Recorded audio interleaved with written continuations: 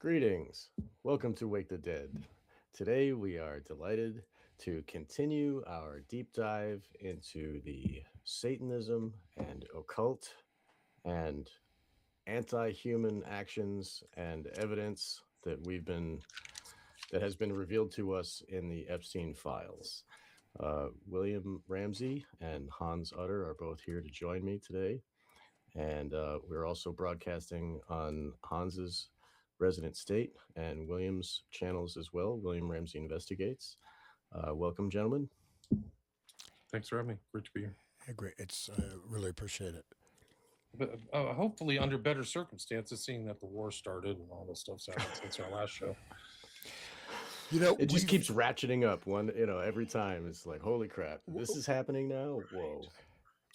Well, what's amazing is that, in a certain way when we started this thing, initially it was just going to be like maybe two-parter looking at the movie The Manchurian Candidate.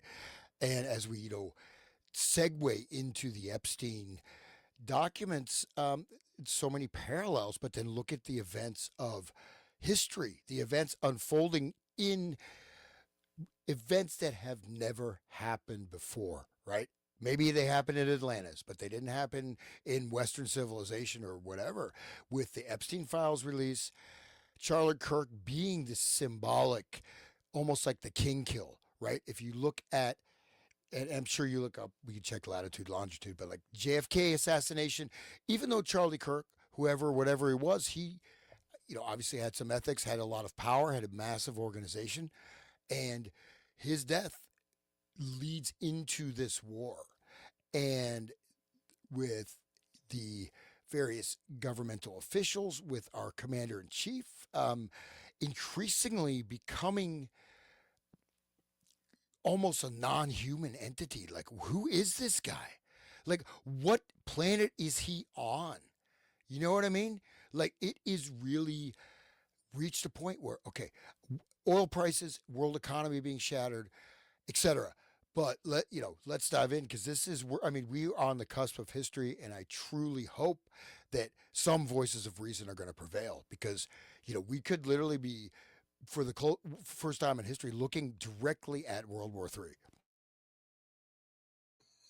You're right. It's really amazing. Like, it's really incredible. Like, they're not backing down. It's the escalation ladders going on. There's weird earthquakes in strange places in Iran and the United States and Nevada. There is a very sophisticated guy whose name is Davis. There's another dude who works in the military who says that there's specific planes that have a specific frequency that's able to fly over the oceans, and that frequency is a lot enables that plane to communicate with deep sea submarines. And the only reason they have that plane is so that somebody can reach the plane and the plane can reach the submarines to give commands. And that plane is active and giving the information to the submarines. So talk about the cusp of history. Like, we are there. Like, what information do these Minuteman missile submarine carrying submarines need? There's a new shortwave transmission that showed up. There's a number channel, I guess it's called, where all the major states have had them and have been running them, but now there's a new one that just popped up, and so there's things that are happening for sure.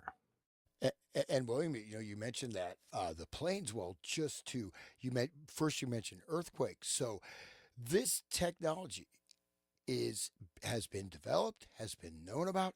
Some of them for thousands of years in terms of creating a specific frequency to generate an earthquake. All right, so but basically what the Tesla discovered, and it's very well known.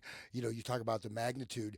You look at the fault lines. You literally just you put a particular hertz type of frequency at enough amplitude. If you at a fault line, even on the ocean floor, you can activate that fault line, and that can go up and cause an earthquake. So even the airplane and the submarine, if they have triangulation or phase array type of signal amplification, very easily can cause earthquakes. And this again, this free, very well known about, nothing mysterious whatsoever. I mean, it's right there. You just cause the earthquake with, and it's much less invasive than other types of weather warfare, actually. Yeah, there's all kinds of. I mean, Trump is hinting too that a lot of the low level military stuff has already been used, but he's saying that he has medium to high level weapons that he hasn't deployed yet. So whatever those are, I mean, you talk about HARP stuff or who knows, space lasers or Ron's things in having space. earthquakes right now. They're having Pardon me? earthquakes. They're having Yeah, earthquakes. right. in No, Iran. right. No, I know. I'm aware of that. Yeah, you're right. So, And what's the depth of the earthquake too? Because I mean, I know that check. I've heard that the HARP machines can do earthquake effects on the, if they're like only 7 feet deep or something under the Earth's crust. It's evidence of it being from these machines. They can make an earthquake, but the the depth of where it happens on the crust is not very deep. Maybe we could look that up. Well, so this, I mean, it depends. You know, there is specific structures, right? So you basically have a lot of kinetic energy that's stored, right? So, and if you have the right entry point, right? If that's mapped and modeled, you can get a very deep effect if that's done again with enough amplitude, with enough Right. power. And Tesla's doing this 1915. It's and earthquakes have been caused by other things that have actually caused earthquakes, right? Through sound, this and that. So, um, yeah, Yeah, it's bad. I don't know. I mean, when Yeah. he's acting super crazy, Trump is, so it's like not good. He surrounded himself with yes men, and Is is France gonna do? Is France falling apart? And is there like other other fallout in the world? I think I heard that. it's gonna create just this kind of like you drop a pebble in the pond. It's gonna do that because Right. once oil prices, that's the foundation of everything, food, travel. So then they're going to pose costs. It's going to disrupt economies, and if it stays that way, it's going to go. And the Iranians are. Why would they stop fighting? Right. They don't make. They've already done that before, and then they just came back and hit them. So that's the whole thing. This kind of global agenda of the New World Order. It has to be seen as the New World Order that includes Venezuela, Russia, Iran, is to kind of hollow out these countries. You see it in Venezuela and Ukraine, where they kept the country. They didn't invade the country. They just overthrew the decapitation strike, overthrew the core and inserted their own people. That's what happened with Zelensky, who's tied to Epstein in a really bad way. oh yeah, That's why it's, the Epstein files are so important, guys. The Epstein network. yeah. Well, no, I mean Zelensky playing the piano with his Johnson, with his compatriot. But I mean the Ukraine war. So this Iran war is part two of the Ukraine war. Ukraine as being another nexus of human trafficking, as well as I would posit that it's even before the war started, just like this war.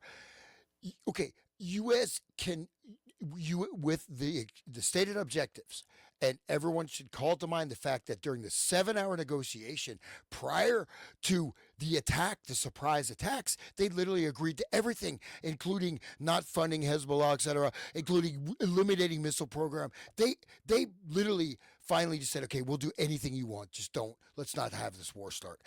And during that, when they acceded, the attack happened. So That's exactly what happened with Iraq with Hussein, if you remember. He agreed to all their things, but that wasn't the point. The whole negotiation was just a fait accompli. It was just a joke. They were having fun before they were going to go in. The decision was made. So at some point, the Iran decision was made. And I think they busted Barron making puts on oil or whatever. So he had to have known a couple days in advance.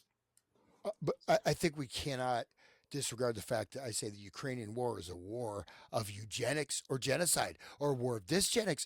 They're just depopulating Ukraine because it's known in the beginning that Ukraine will not win. Doesn't matter. Maybe the war goes on for 20 years because it is on Russia's backdoor. Russia is a much larger country.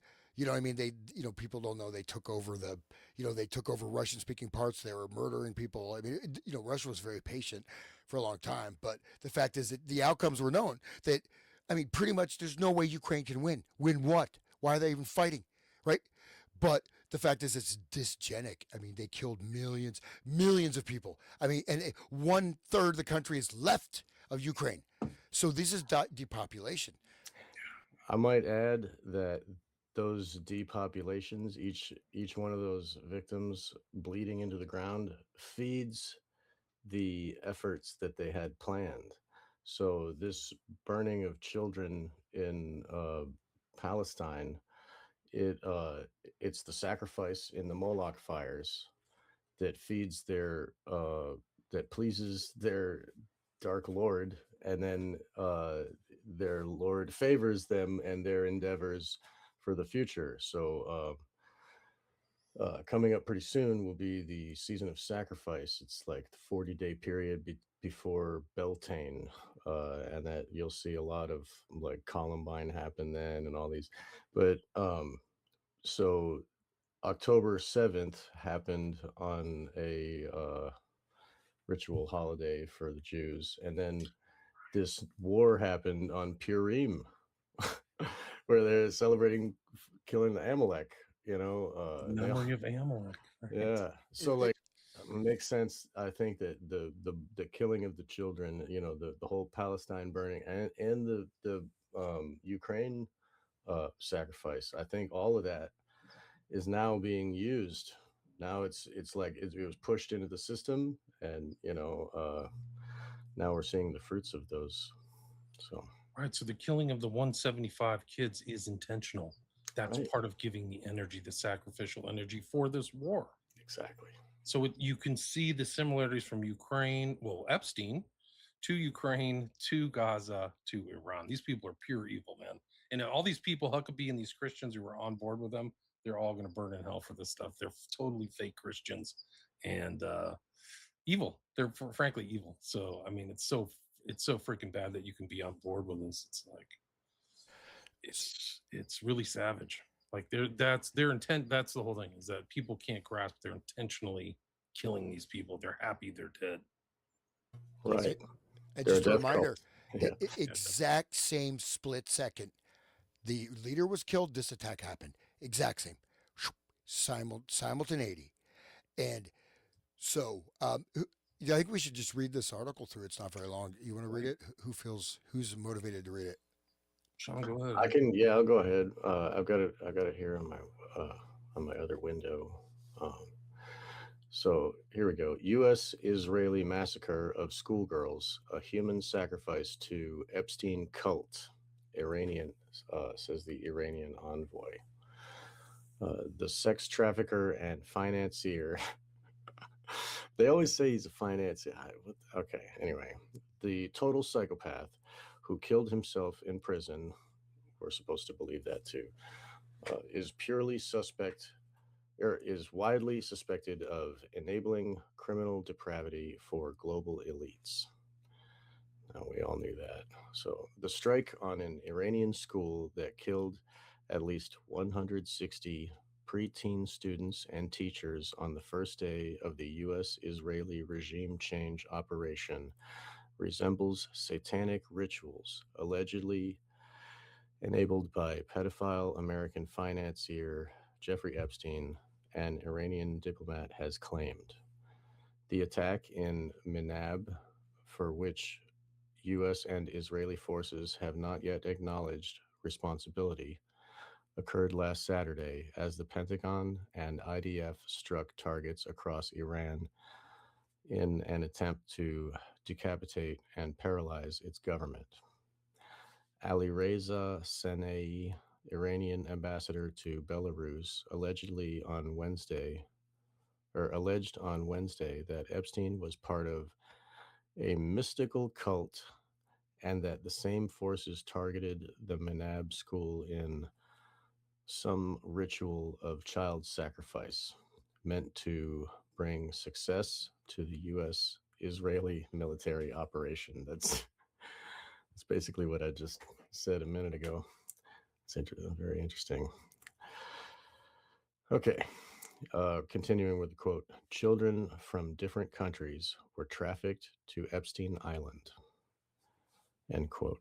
The diplomat said, referring to the financier's notorious islet in the U.S. Virgin Islands. There were abuses, rapes, then sacrifices. They sacrificed kids to the devil's spirit. Circumstantial evidence strongly supports assertions that Epstein was a sex predator targeting underage girls and that at least some of his contacts shared his criminal tastes. There is also strong suspicion. Did you want to say something? That's funny. It's not circumstantial. There's tons of evidence in these files that they're trafficking at an industrial level Yeah. children. Like we see the sonograms of their evidence of their raping. Yeah. This is like being safe. What a joke. They're clearly targeting everybody, including underage girls, and that there's network. It's a huge network. Give me a break. I'm sorry. It's not global network. No, don't apologize. That's why you're here, man. That's great. There is also strong suspicion he was involved with intelligence services, including the CIA and Israel's Mossad, potentially providing blackmail material for U.S. and Israeli governments. Russian Foreign Ministry spokeswoman Maria Zakharova similarly described the Minab incident as a sacrifice to the forces of evil. In a message condemning the EU's framing of the Iran war as giving new hope for Iranians to determine their future. The attitude is Satanism in full display, Zakharova said. I'm glad you brought this article, Hans. This is great. According to complaints from U.S. military service members cited by the nonprofit Military Religious Freedom Foundation, some commanders told troops that the attack on Iran is part of God's plan and designed to trigger the second coming of Jesus through Armageddon, as described in the Book of Revelation. U.S. conservative talk show host Tucker Carlson, a vocal critic of the Iran campaign and proponent of Christian values, denounced what he called demonic bloodlust from U.S. neocons celebrating death and destruction. Bloodlust is never sated. Just like any other kind of lust, it's never sated. Nothing is ever enough, he warned. That really sets the mood for this show. Thanks, Hans. Sacrifice kids to the devil's spirit. But this is RT. These are diplomats. These are people they're not, conspiracy podcasters, right? These are, and this is a recognition of this because there is no way to explain it. And it looks like it was actually a U.S. missile that was fired towards it. It was on the target list. It was specifically chosen, right? And William, if you don't mind, like what's very interesting, just as an entree, there's just a short clip of Trump responding to this when he's questioned by the reporter. I think it's up to 170 kids were killed. What is your response to this, Mr. President? And this shows. Then we can see the behind the mask, right? The lie, right? You are telling the lie as part of this offering, man. Really, unfortunately. Do you have that clip, or should I find it? I'll bring it up. You can keep. Okay. Yeah, no, it's incredible stuff. I sent you the two files that I meant to send you earlier. One is a civil litigation file, which is really super disturbing, and then the other one is a collection of all the incoming stuff, the crisis intake stuff that came to the FBI after he was arrested. So I don't think anybody's really focused on that who was looking at the Epstein files, but that's the stuff the FBI is supposed to act on, which they clearly didn't. The cover-up, guys, is absolutely incredible. So many people were stalled and so many inquiries were stalled. Jeffrey Berman, if you remember when Epstein was arrested back in 2019, they had this U.S. attorney. His name was Geoff Berman, Geoffrey. And he did a lot of the public presentations about why they did it, but he did two documents. He wrote two about co-conspirators and corporate co-conspirators, and then he was summarily fired within 4 months as Trump was headed out of the office. And that's interesting. And also There's other people saying that Comey's daughter was responsible for stymieing the investigation that was supposed to happen in New Mexico, which is really now happening. Actually, it's huge news in New Mexico, the investigation into Zorro Ranch. But the cover-up is just off the charts. Yeah. My friend of mine, a good friend of mine, is a journalist right out there in New Mexico. So he tried actually popping the show last week about the Zorro Ranch thing. Maybe if he shows up. I can send out the link to the stream, or they can just come right in and sit with us. I don't mind. Anybody can sit in too. If you have something to say, you don't feel like you're hearing something in the comments, just put some in the comments. You can pop in. I don't mind. If you can stream in on this, I don't care. As long as you guys don't care. I'm keeping an eye on the comments too. Okay. So I see. Just keep your pants on. Yeah, we can shut off your camera from here if you got your pants on. Oh right, yeah. Yeah, I mean, within the boundaries of reasonable behavior. Hey, wait, if you don't mind, I just sent you the link in the chat for the for that Trump's response about this, right? When it came out, right? I mean, when all the evidence came out about the girl school attack. Okay, let me see if I can sacrificed kids to the devil's spirit. We got and Trump blames the Iranians now for the schoolgirl murders. They were part of the surprise attack. How dumb does he think people are? From Wally Tango Foxtrot. There's always some neocon or Jewish guy behind Trump smiling or doing something. It's either Lutkin or this guy right here who was on his negotiating team. What's Lutnick. This guy's name? That's not Lutnick. It's another one. But I'll bring up a couple pictures. People get freaked out. People are saying something about Kushner. We were talking about Kushner at the beginning of the show, but it only gets worse, guys. It's these people are demonic. They're really, really evil. Girls. Did the United States bomb a girls' elementary school in southern Iran on the first day of the war and kill 175 people? In my opinion, based on what I've seen, that was done by Iran. Is that true, Mr. Higson? It was Iran who did that? We're certainly investigating. Still investigating. Certainly. The only side that targets civilians is Iran. Right. We think it was done. We think it was done by Iran. Of course. Because they're very inaccurate, as you know, with their munitions. They have no accuracy whatsoever. It was done by Iran. Can you give us an idea of what unconditional surrender looks like to you? I mean, what do you want from Iran? I said unconditional, not conditional. I said they have no accuracy. So they shot unconditional to themselves. Trump, yeah. They killed their own little girls. So why would they be launching a missile when they're in negotiations? So you have to understand this was launched when they had just basically bent over backwards. They gave everything up, everything. We won't even fund Hezbollah. We'll stop funding Hamas. We'll to stop our missile program. And right at they did the bombing. And look at that weird guy smiling behind him. He's like he's like happy. He's like, yeah. Yeah, He's part of the negotiating. Somebody in the chat knows his name. Hegseth is the Secretary of War Crimes. That's pretty good. But the other guys. Yeah, the other guy. Yeah, I didn't see him smiling. I thought you were talking. Somebody knows it in the chat. I forgot. Witkoff, thank you. He was part of the negotiating team with Kushner, right? It's Witkoff. It's usually Lutnick, or during the Biden administration, it was the Secretary of State, the guy who looked like an Undertaker. These people are murderers. They like the death. That's the whole thing. It's like they're savages. It was done by Iran. Can you give us an idea of what unconditional surrender looks like to you? I mean, what do you want from Iran? I said unconditional. See, he doesn't hear it right. Do you see that again? He's not hearing it right. He said unconditional, and then he corrects the guy for saying the right word. Do you hear that? Yeah. What unconditional surrender looks like to you? I mean, what do you want from Iran? I said unconditional, not conditional. I said unconditional. It's where they cry uncle, or when they can't fight any longer, there's nobody around to cry uncle. That could happen too, because we've wiped out their leadership numerous times already. So it's if they surrender, or if there is nobody around to surrender, but they're rendered useless in terms of. I mean, we're the ones who are going to run out of ammunition. It's funny. I think it's already happening.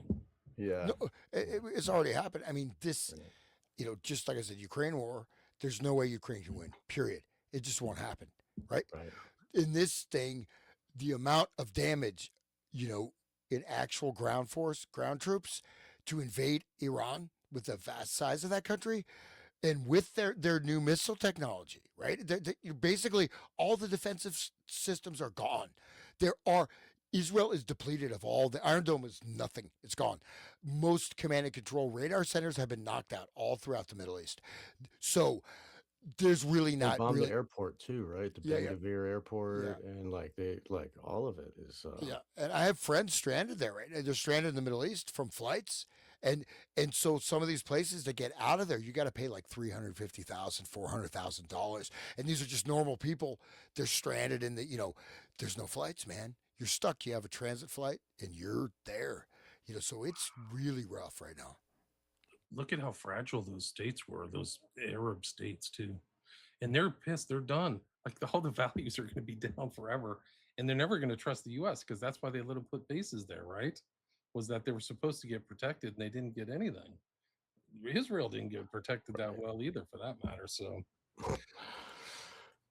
and they can't do ground invasion, by the way. There's no facility for us to get all the troops together and get over there and do a full scale ground invasion. It can't. We don't have enough troops anyway, do we? I mean, quality of the troops.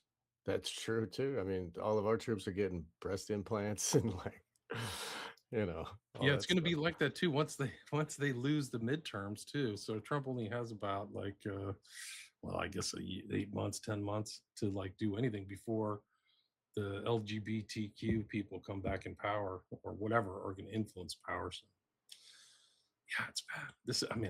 These is incredible risk taking. It's just off the charts. It was all set up. I think that Lee has on World War III. It feels like it. It feels like the beginning. Well, the thing is, the difference at any point in history, right, that we have also is that, so you can look at World War II, World War I, this, that, these various wars. We can see everything being done deliberately. Oh, let's do a false flag missile attack. Let's hit Europe, right, Central Europe or whatever, to bring Russia in. Azerbaijan. Let's hit Azerbaijan. Why would they do that, right? So they want to bring in NATO. You already have NATO. So you have NATO, then you have Russia, China. So they're doing everything possible to make World War III happen. You know what I mean? There's no every level. You can't, all these countries are running out of oil. You're looking at global apps. We are somewhat insulated in the United States, but you're looking at Europe, global financial collapse. India, 60% of their oil comes through States of Hormuz. Japan is like 70 or 80%. We're looking at Korea, and then you're taking the THAAD system from Korea. Oh, we're going to watch it. America is gone. The entire bastion of power in the Middle East. You know what I mean? That luxury ride, Bahrain and, Dubai and whatever. Overnight, flush down the toilet, man. You can't rebuild that stuff. THAAD missile, $1 billion. Boom, gone. For a war you can't win for no, I'm going to swear, no fucking reason at all, except you're an idiot and you're a Satanist and you're not going to win the war. You're going to cause so much damage to everybody in the world. So this is Epstein class. Right. These people are willing to burn the world so that we don't learn that they bang their own daughter or whatever else the hell they do. Everything, kids, infants, prepubescent stuff. We don't know the totality of how bad it is, but it only gets worse the more you look at it, and the more pieces that are over. You can see that Patel and Bondi are massive cover-up agents and totally evil. Right. I mean objectively, you're covering up trafficking and people are disappeared. There's another one around Prince Andrew where he's got some 13-year-old girl who disappeared out of Ukraine. Nobody knows where she is. She disappeared the same time Andrew was pictured with this girl on the floor that fits the same dimensions of the girl who went missing in Ukraine. So you have an international, and the girl from Ukraine, like I said, is never found. So maybe there may be the intel among the UK, they know the real story of Andrew and said, we're going to bust you for state secrets. Right. And same with Mendelsohn. I'll bet you this is the reason why Trump is even president now, because they knew that this is going to be, released at this time, or was going to bubble out at this time, because it was already bubbling out since, when Epstein got arrested the second time. All of a sudden people were looking and learning, and so in order to put a cap on it, they could put the guy who's most involved with this, most dirty and the most part of this Epstein thing, and then surround him with an Epstein cabinet, as the representative from Kentucky says, Massey. Yeah, like it's it's so obvious what these people aren't going to tell the truth. They will do the worst of the worst because they are the most implicated, and yeah, we're seeing it now. I think you're right. I think that they had a plan the whole time. And I think the same thing with Biden. They always call Biden a pedo, and Clinton was clearly, compromised.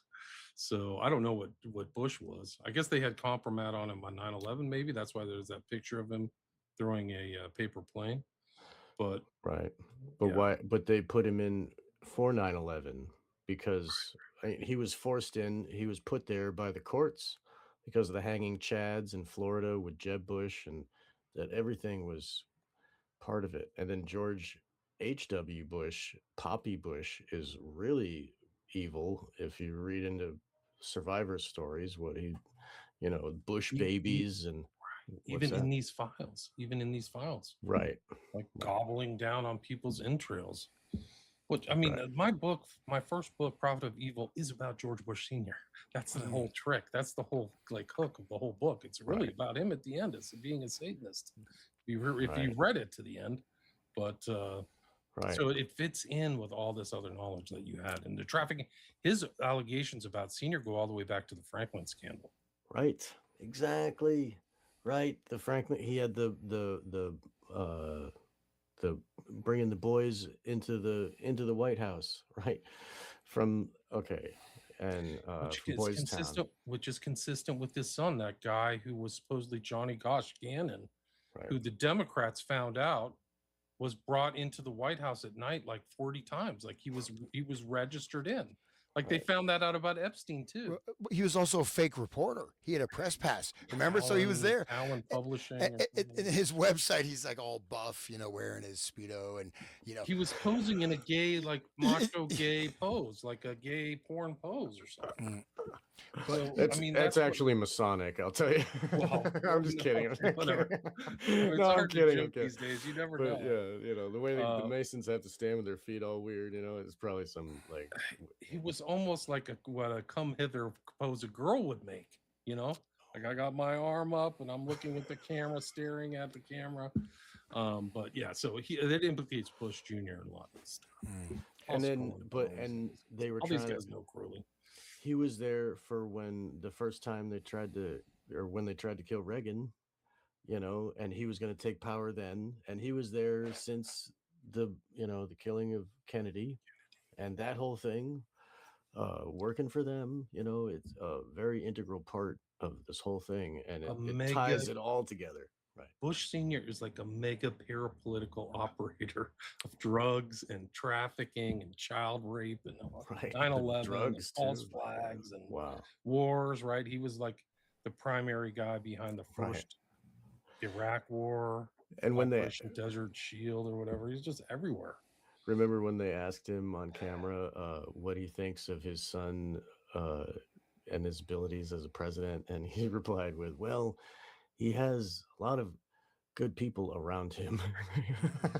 So like even if George W. wasn't like, a player at the Epstein Playhouse or whatever, he still was surrounded by he was being controlled by the whole thing. And, much like they're doing to Trump now, I think they're just giving him whatever information they want him to have. And he's too stupid and old to figure it out. But one of the interesting things about the Bush Jr. Administration is every morning he started off with a call from Daddy. So Poppy talked to him every morning when he went to work. He got a call and he was like, "Oh, Dad, what do you want me? This blah, blah, blah, blah, blah. I got these buddies," because his dad was also super networked, So Well, Bush was actually though. I mean, during that time, he was actually quite funny. Like his speeches, I mean, they would crack you up. You know what I mean? The stuff he said. I want to. He's during the debate. He said something like, I would like put food on their family, and I would satisfy his wife or something. Like he said something but like, these are all funny for him. These are all fake. George Bush Jr. was an excellent actor. People can't see through that. Oh, he was. But he would always get poses like you'd be looking confused. The guy is like a silver spoon, golden child. He went to the best universities, the best public private schools, and the most highest level secret societies imaginable. So all those pictures of him like grabbing doors and farting around, that's fun for him. That's what makes the job fun, is acting stupid. Pooty poot and all this. This is all like the Grecians. That's just go watch his actual literal debate speeches from when he was running for governor of Texas. It's scary lucid. Like, wow, this guy's really sharp. He's like one of those people who's not trying to overplay smart. He's trying to underplay it. That's really it. Just one He's of the really most smart. effective ways, right? If you act dumb. Great actors. Clinton was a great actor. And the thing is that I mean, I've, as somebody, I'm not very good at acting, obviously, but I mean, the best way to get somebody is act dumb. Especially act like a dumb hippie. Oh, that's really cool, man. Wow, far out. Oh, let me, seriously, like this is one of the most effective ways to manipulate others. But I mean, with Trump, even though, okay, we got the Trump secret police, after people to criticize him, but he's not funny. But number two, it's like, this is, you just for no reason, right? Except for, okay, maybe, you're blackmailed or whatever. You're destroying the entire world economy. They're trying to do the Great Reset. This is like COVID on steroids. I mean, U.S. is not going to win. They're not going to achieve our objectives. You're not going to conquer Iran. But you can destroy a lot of people. But if you push this on, Europe's going to be gone. United States will be gone. And if you've got power, right, you have the shadow of power. We have now it's punctured, dude. No one's going to want the petrodollar. Right. But if you're a really ruthless operator and trying to make money for your family, you make money off this. That's what the Epstein files instructs us, is that they're making money off of everything is monetized. So monetized on the drop, monetized on the return, monetized all the way through, baby. So I bet these guys and their finance elements, Rothschilds and all these other people are like, okay, let's short oil, let's take oil top, it's going to go up, because they know it's order out of chaos, basically. It's Masonic stuff. Right. They're that ruthless. What is it? Terrorist capitalism or something? What is the term? I forget what that. There was there was a guy that was hired to destroy companies, and it was like a political, like a military action. I forget what that was called. The name of it. Yeah, but you see that in Epstein in his portfolio, right? Like just this vast portfolio, and everything's about money and insight. You can make money in Ukraine and blah blah blah blah blah. So I think he was making money like trafficking women, the drug investigation, which got stymied. Make money on short selling. There's all kinds of allegations of him doing penny stock manipulation. He started Bitcoin. Dude, did you look into that? No. Epstein started Bitcoin. He controlled 3 of the 5 programmers that were doing it, that started the whole thing. He had like a voting. He controlled 3 of the 5, so he guided. And then when the main guy left, the guy who replaced was shopping it around to the CIA and whatever, and how did he get that idea? Where did that come from? So people need to look into that. It's crazy because they probably knew the dollar was going to collapse, and so they had to have something set up. And then Trump was saying that they're going to have Bitcoin stocks or whatever the hell, and then all the big banks are buying into the Bitcoin huge, and it went up well over 100 G's for one. It's back down to 65 or something, but and that I think helped to push the gold. The price of gold is crazy now. It's like 5,500. Yeah, dude. Wow. Crazy. I mean, people thought we're gonna break Silver 2000. too. They were Yeah. like, I remember that. They couldn't Right. even believe it. And now that's just, I mean, gold is the same as it ever was. It just shows how it is compared to the dollar and how dollar has fallen, you know. think It's about what that's going to do to people's savings. What if, hopefully they don't have it in the Dow 50,000 because it's going to get even worse tomorrow morning, guys. the Dow is up though. What do you Is mean? it really? I gotta No, check. remember Pam Bondi? yeah. Oh, right, yeah, Right, that whole sure. thing. No. You're still talking about Epstein. The Dow is up. I mean, we're looking at, I mean, just so people understand, a totally voluntary war for no reason, for shifting goalposts. Okay, goalposts are what? Regime change. Okay, you want to turn it into a failed state. You want to turn it into Syria or whatever. 2008, when they war game this, there's two major war games of attack on Iran, right?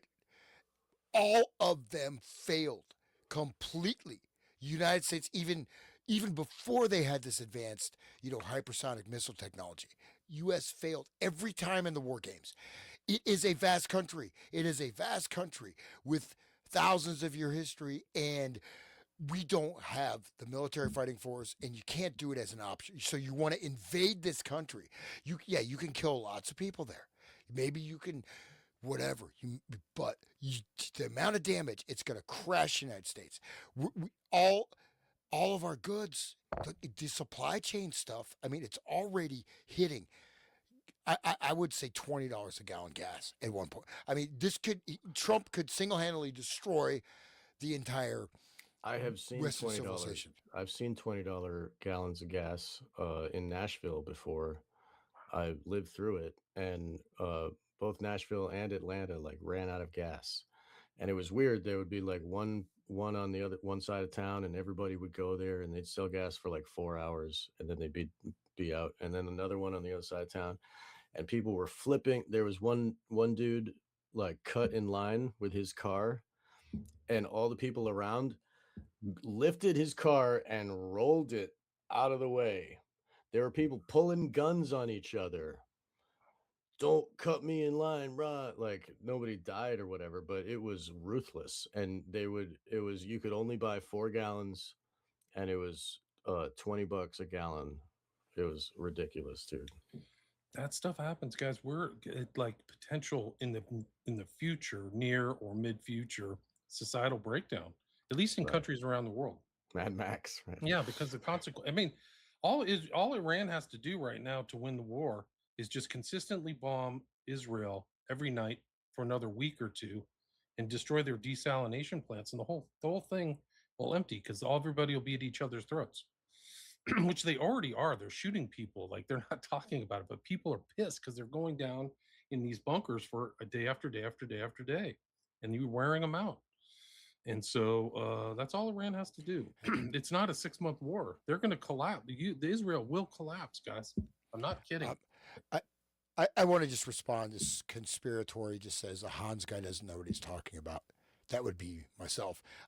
No, I didn't say the United States get its oil from Iran. Straits of Hormuz is a central platform for the entire global economic structure. So Japan gets almost all their oil from there. Korea does. Okay. China And the gets a lot natural of gas oil too. and all kinds of other products and things. Saudi pipelines, we do get some percentage of oil through the Straits of Hormuz, not from Iran. We most likely do not buy oil from Iran. Russia gets, China gets oil from Iran. Russia, okay.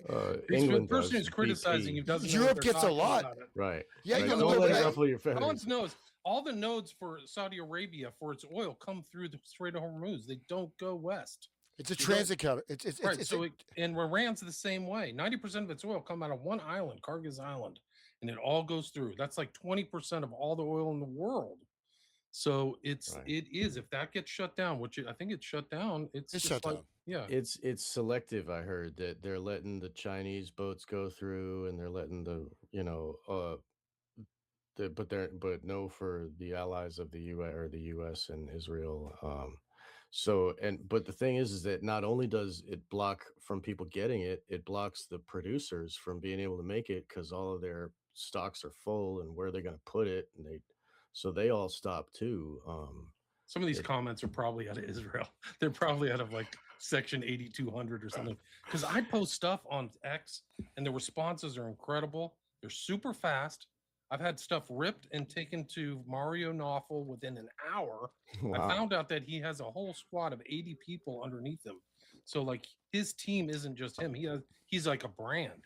And then he has like almost a whole suite of media people. And they're looking at you for something to talk about. 100%. You're the maven. Bro, right? they are taking my stuff and they're putting it in there. And they're also somebody commenting right away.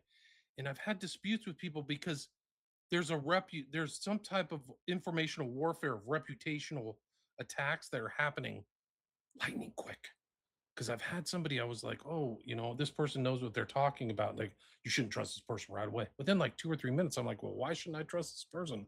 Who are you? Why are you casting doubt on this person's reputation?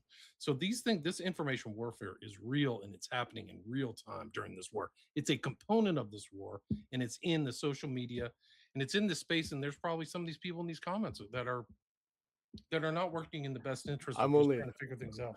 I'm only highlighting some of the good ones I'm seeing. So. I don't mind say anything. I don't mind the insults. I've been called everything, guys. Nobody wants to put anything about me in writing, so I should tell you everything.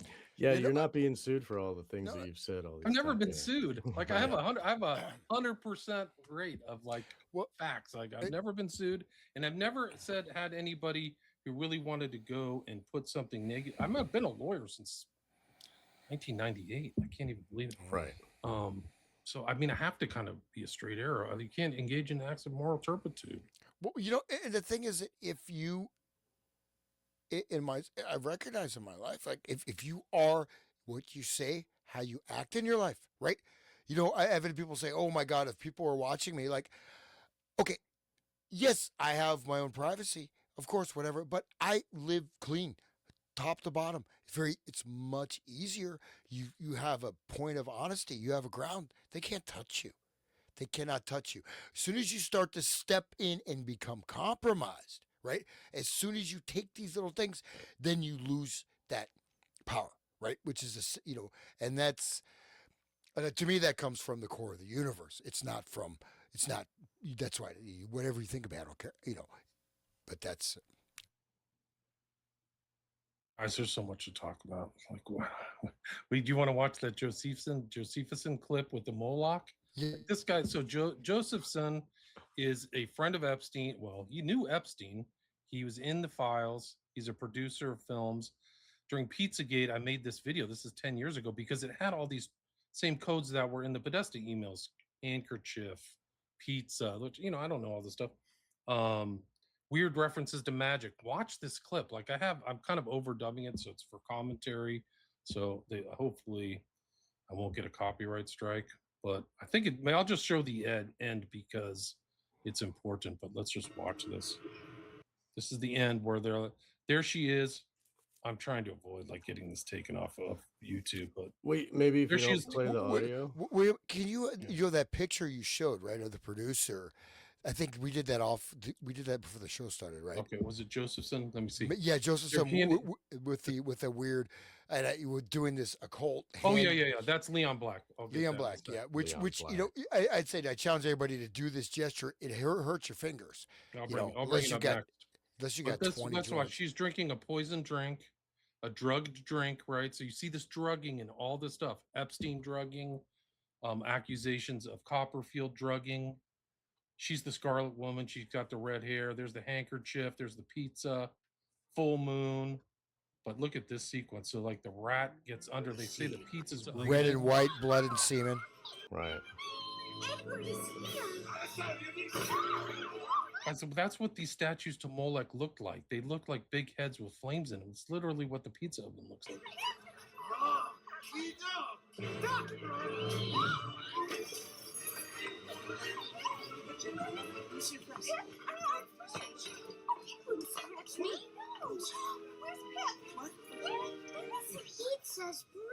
Look at that. What's that poster right there on the back? Look at that. Oh, no. Looks like like some kind of a demon kidnapping a child, doesn't it?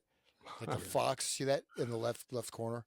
The little girl says the pizza, it's breathing, right? And pizza supposedly either means kid or But- little girl. But look at the framing of the shot, the Pizza's triangulation alive. of the poster. You know, see, pause it if you don't mind. Pause it real quick. Go back a couple frames. Right there. Right there. There. Look. So look at the red. Right there. Stop. Yeah. Red dot on her arm. Right. So all this is registered by the subconscious. You see it. Your subconscious. Your subconscious sees the 25th frame. Right. So look at this lineup. Right. The three little plates up there. Green. Like she's the green color with the plates. The red dot.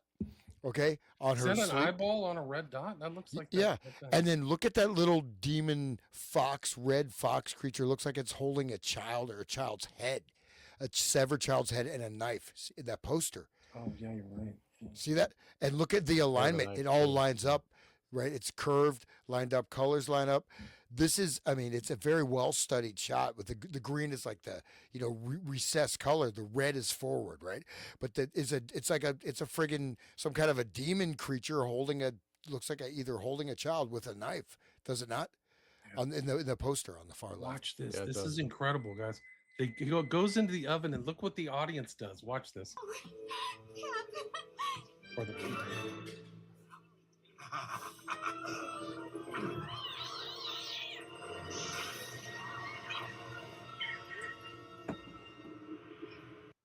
Into the oven it goes. So yeah, and the Then everybody claps. cheese pizza. They're all celebrating the sacrifice in the Molech oven. Jeez, it's so dark. That's just like a small sequence from this film. So I got to go back and watch and check. That's literally from 10 years ago. Here And I it's go. hyper symbolic. That's why I was calling attention to these like stuff I noticed. Right, these are all cues. I mean, that is such a well designed. Every single microsecond, all the relationality, the colors, it's all right there, right? And you look at when she goes in the Moloch thing. You have that red, white, color imagery, and there he is doing a very difficult hand gesture. Oh, sorry. Is that sharing now? No, this is. Sorry. I'll do it. I got it. Let's see. I No, wanted- remove. Let me remove that. I'm sorry. I just wanted to put it in the queue. It's all good. It's all good. This is the one. This is, you can see the Bates number up on the top, EFTA 01227808. So this is from it. Does this guy look familiar here with the sunglasses? Yeah. Kushner. The He guy has to great his arms. left is a guy by the name of Leon Black, who's all over the files. Friends with Epstein, a lot of civil litigation. And then underneath him is David Geffen. So these are, it's a gaggle of very, wow. Like the stories about these guys will blow your mind. But you wanted to make a comment about his hand gestures.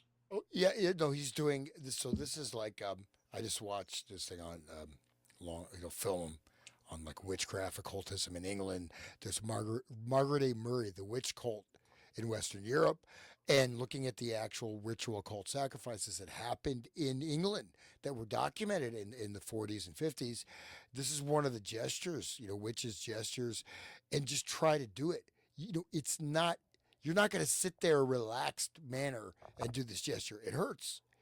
You know what I mean? Like he's making a sign. This is a sign, right? So this is an occult gesture that he's doing there. And That's like this a is- mudra.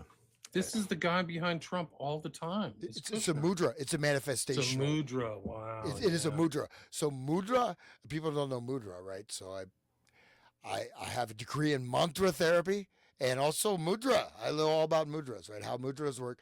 Mudra, basically, they create circuits in the body, right? So you're creating a circuit like Dhyan mudra, everyone knows this. This creates a specific energy circuit in the human body. They're also gestural. Like, someone gives you the middle finger. Gestures have power. There's certain gestures that, and especially, basically, they can tie the human body, energetic channels with a force multiplier, right? You see that in witchcraft all the time, right? The gestures are very important, right? The gesture is a gathering of power, a manifestation. It has an individual psychokinetic, neurokinetic, individual charging as well as the external. You're exposed to the gesture will affect the mind. Like if it's a charged gesture, right? It's like a charged object, at least within the belief systems. Teach you this in speech acting class. Guys, the Islamic regime, they're Persians. They're not Arabs. The people who run Iran are Persians generally, but it's a multi-ethnic state, Right. but the core is Persians. And it's pre-Islamic, like the civilization goes back there millennia, Right. as long as Jews have been around. So some of these comments are not good. I didn't click on that, and all of a sudden it went up. I was like, "What did I do?" Well, I passed my hand over, my thing over, and it just popped up. Okay. This I would you mind if I show this real quick clip that relates to the Moloch fire in the mouth of here? This. Let's see. Yeah, I don't know about the quote there, but yeah, it's only 3 minutes. Here, I'll skip through. Here, where is it? Yeah, this.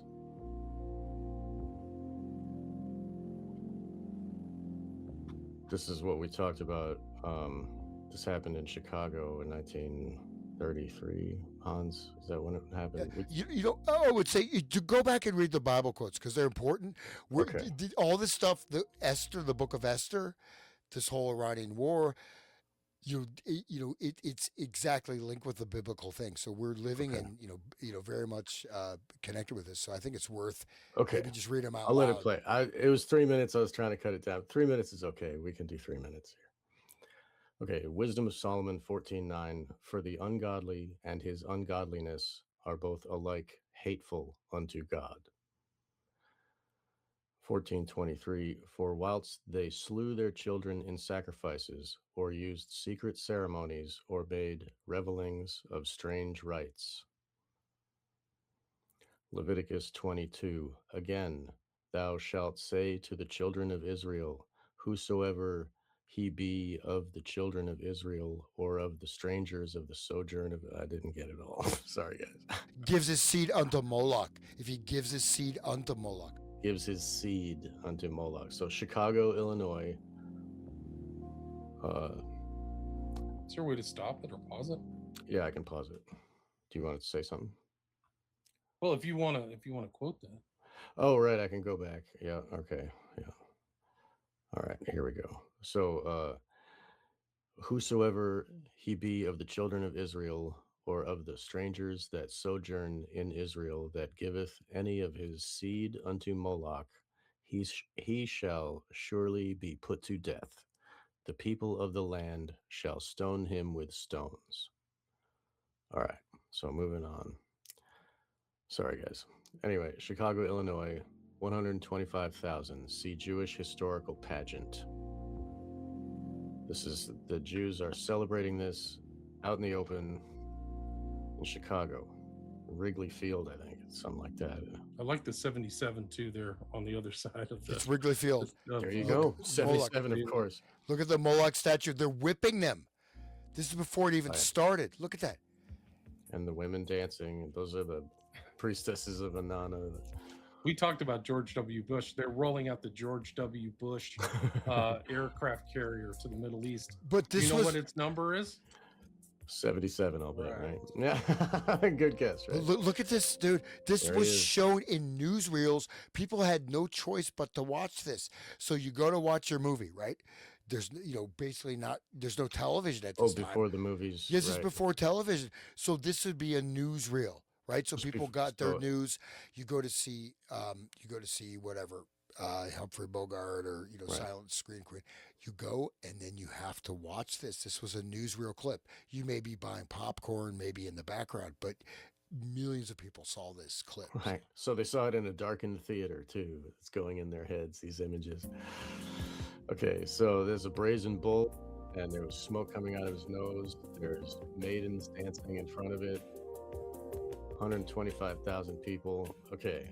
Sparks coming out of the nose. There's fire in the head of this brazen bull. Just like what we saw in that clip I just showed, right? Yes, exactly. They're the priests. Look at all those people.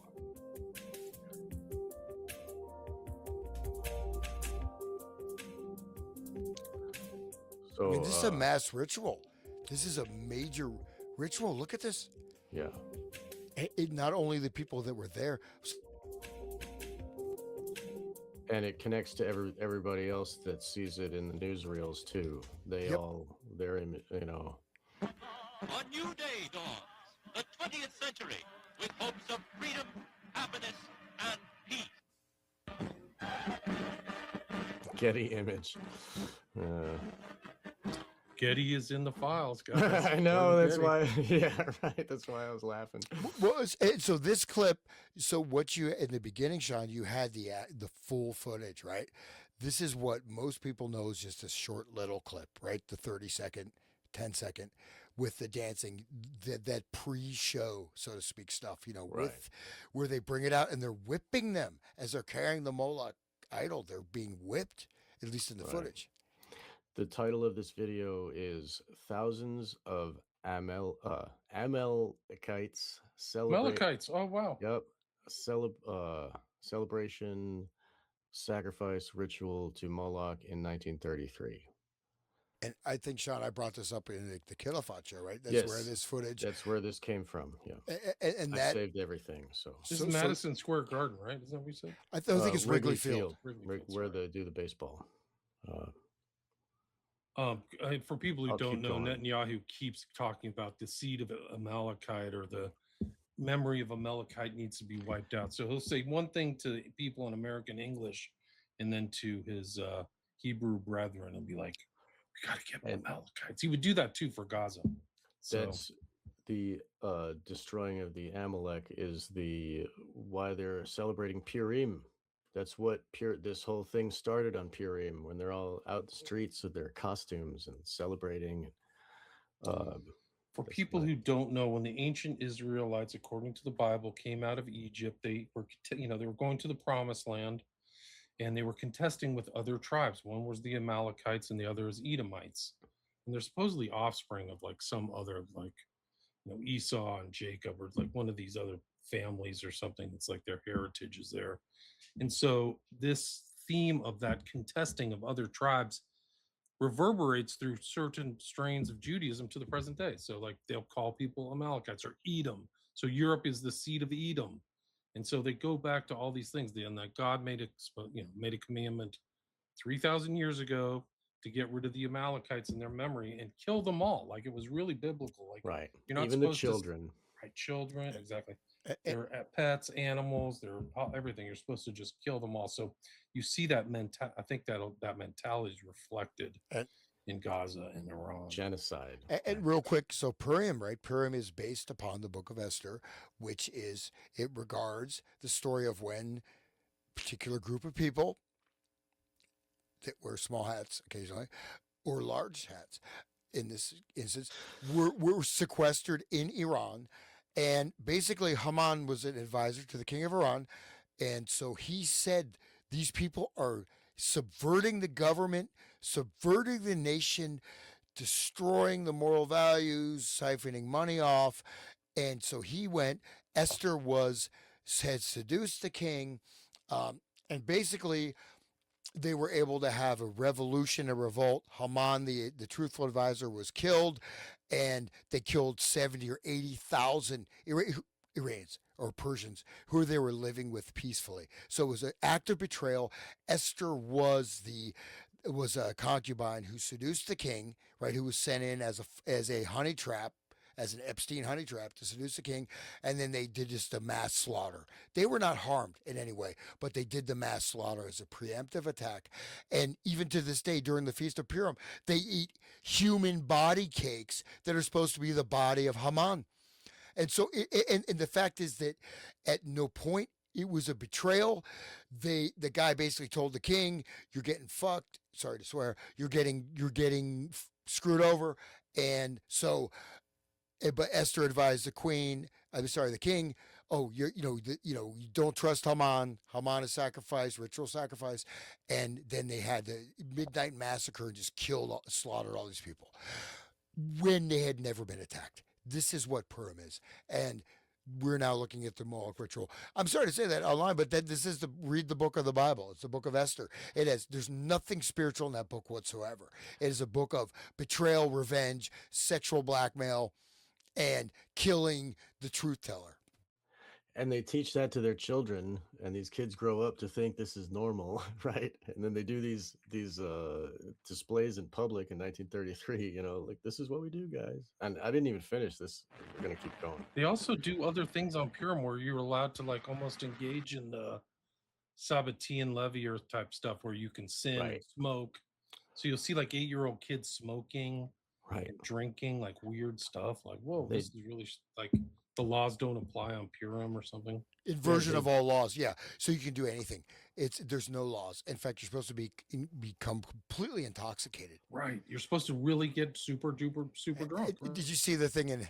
I hate to bring this up, and hopefully they don't show up with the van, take me away, Black bag. make me live with the Greys, alien Greys. We're not supposed to talk. This is anti-Semitism just to talk about Epstein files. No, just Probably just to saying, show the video here. Yeah. but saying facts. So you also wear costumes, right? So you dress up. It's like this masquerade ball. It's almost like a Santa ball, and they had these clips, you can find it, of these two girls, and they're both wearing burning 9/11 towers as their costumes during Purim. Wow. Wow. That goes to show you their mindset, And you can find it. It's like they're all Imagine growing up and it's like the Old Testament. There's no New Testament. right. So like the Christian, at least like speaking for myself, like you were seeing these two books together and they like overlap and they're Right. the This study, whole- but they don't even have that. They just go straight from the Old Testament to the Talmud or whatever, the rabbinical type stuff. Which is The Talmud's the only true law that Yeah. they have, though. and that's I've heard Netanyahu say that the Holy Talmud. He's mentioned the Talmud is holy. So if that's holy to you, like to Christians, it's unholy. That's the opinion of other psychopaths written down. There's nothing holy about it. They don't even say it comes from God. Like, it's crazy. They admit it doesn't come from God. Right. Yeah. And then if you look at what they say in there, it's morally repugnant. I mean, it's no wonder they get kicked out of all these countries, Sex with 3-year-olds, Christ is Right. burning in a thing of excrement. Right. And like you in court, the You can lie and cheat. You Goyim only never true to wins. Jews. Stay away Right. from Goyim. Right. Blah blah blah. That's why there's that picture of like Epstein, and he's got the full Talmud right behind him. Right. Yeah, I've done a couple shows about the Talmud, and that just and I think about how the psychology affects them growing up, and then also if you think about in Israel they have the IDF train. They all have to go through the IDF thing and like go through the boot camp, and they're all trained like they all want to. They're all against us, and we need to fight the world, and then when they're babies, their genitalia is mutilated, and all that. Like they're really full on hardcore with the mind control of those people, and it takes a lot to stomp out the morality, the inherent morality that people have. They're born with it, and you just gotta like smash them into psychopaths with this type of mind control. Anyway, yeah, the Judeo-Christian thing is another huge psyop. Yeah, it's a psyop. It's a Yeah. psyop by the Jews. When they put them Especially- together like that, it's like, and then it's It's a completely different religion. They're just not compatible at all. right. Judaism and Christianity. It's Right. totally different. Christ would not be happy if he was. That's who we fought against. Exactly. That's the whole people. What people Yeah. Christians don't get is the people today who are doing this stuff. These are the people Christ fought against. Right. He was bringing a completely new doctrine. You've heard it said, "Woe to you, scribes and Pharisees." These are people that are the legacy of the Pharisees. They admit it. Pharisees are the ones who wrote the Talmud, Right. So and they he's admit all flipping this their stuff. tables and telling them, Yeah, oh, they're Against synagogue the of Satan. Greeks. I mean, just like all kinds of stuff. Right. And Yeah, just the father of lies or whatever. but just in okay, well, I'll off the AI delete all this because I don't want to lose my little slender thread of the Cthulhu octopus I'm holding on to just to keep my head above water. No, I don't You worry don't have about, much time. I don't worry about, but no, I don't. You know what? Once you get things right, things are okay, right? That's You don't need to worry about these things. But look at this detail, like that face, the Amalek and the ritual. This is an occult working. It's not a musical theater production. Right. It is meant to pass beyond the subconscious threshold, right? It's a subconscious programming. People don't know the complexity of this ritual. It's not Right. part of some movie. It has no, it's just an anomaly, right? Inserted into, Babe Ruth hit 50 home runs. Da da da. It's going, and then this is there, right in the middle. And then you watch, Lauren Bacall, whatever, who knows what you're watching. But you go into the temple, the cinema temple. Right. You go into Plato's cave. Right. You're there. Yeah. But this is an occult ritual. It's a mass ritual working that is taking the power from the viewers who are viewing it unconsciously, thereby giving consent Yes. to the action. Just like they do with the Super Bowl now, the halftime show and all that. Like, so for the listeners listening that aren't watching, this huge brazen bull that's like 30-40 feet tall has fireworks, like sparks shooting out of its mouth and nose right now as the maidens dance around it. Okay, there's the priest holding up a baby. And the brazen bull has doors on its belly, and the priest is putting the baby in the doors where there's a fire inside, and we hear women screaming. And it looks kind of like a real kid. Yeah, it does.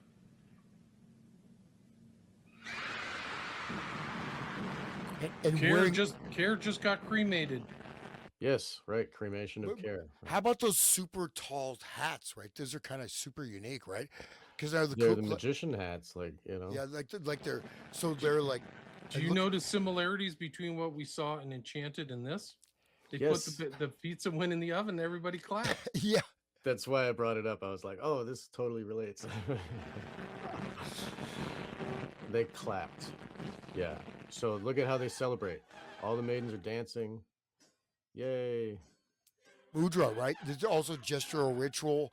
They have different symbolic gestures. So these are all being communicated to the subconscious. Right. And then it ends here with the last 20 seconds of Isaiah 26:20. Let favor be shewed to the wicked, yet will he not learn righteousness. In the land of uprightness will he deal unjustly, and will not behold the majesty of the Lord. Lord is Baal, actually. Just anyway.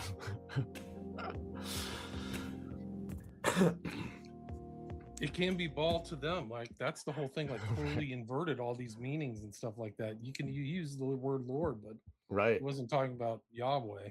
Right. And if you go to Vatican City, you'll hear them praying to Lucifer, and they're really talking about Jesus, So that happens both ways. It goes back and forth. Okay, so 1 Corinthians 10:20. But I say that the things which the Gentiles sacrifice, they sacrifice to devils, and not to God. And I would not that ye should have fellowship with devils. So Epstein has fellowship with devils for sure. And No I've got more question. photographs of like there's other there have been other sacrifices like that, displays like that, and some of them have a big open mouth where the people can like walk in. Astroworld, dude. That true, yeah. I'll see if I can find that one while you're talking. The one of the things about like his things was these circles. Apparently, one of the things about ball worship is what you were talking about, Hans, is this dancing in like the old pagan pool. They even had that back 2,000-3,000 years ago. So like there's some circle in, I think both in Zorro Ranch and at the island, some kind of circular thing that was there. It may not be there, but it made me think, oh, this is a potential. I don't have any evidence. But Well, they had labyrinths also, right? Epstein had these hedgerow labyrinth things. so is that Minotaur who ate babies too? Then Is Yeah, that yeah. Well, no. Minotaur in the So lab? when you think about the labyrinth, okay, describe it as a labyrinth, then you have the circular design pattern, right, of the dance, because the circular dance, and there's a lot of complexity, right? Even that what we just watched to analyze it, but Here, I have here. Let's see. Well, I have one with letters on it, but we can look around the letters here. Here, I'll share it. This is here. One second. Uh, okay. This was gonna be. I was gonna use this for a thumbnail for the show that we did with Carrie, Hans, and I. We were talking about the Kleepot, and this here is another one of those displays where you see the priests are walking into the mouth, the jaws, and there's teeth, and there's three eyes on this beast. And it's also it's kind of looks like a big Aztec type thing. If you look at the sides of it, it has like those weird feathers, like the Quetzal, Quetzalcoatl snake, bird snake thing. But this is another one of those things where the priests are walking up the stairs into the mouth. It doesn't have flames flaming, but this is another one of those Moloch displays, sacrifice displays. But I didn't use that. I ended up using a normal picture, but You guys, it's a common theme.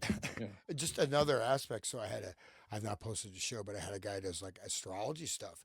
So this particular alignment is the same as the Russian Revolution, 1917. It's the same as a civil war starting. It's like Jupiter, Saturn, Mars, like Pluto. planetary alignment. And so so this war started right in that. It's a very rare planetary alignment. Like, I'm not an expert in this stuff, but just as a, since we're, Wasn't there a red moon too in the last week or two? Yeah, red moon. Yeah. Right. So, and I just want to read a And quote. Purim. So an alignment, red moon, and Purim. Right. Wow. So like four of the planets were all aligned on the 28th of February. Yeah, and so that but this alignment lasts for like a month, like a while. Right. So I'm just going to read this because we're basically in the same alignment during the start of this war as they were for the 1917 revolution. This is under the sign of the Scorpion, Jory Lena, I think. So it's about Soviet Union. Just the introduction. The Soviet Empire was established at 4 minutes past 2 o'clock on the 8th of November, 1917 in the Russian capital, Petrograd.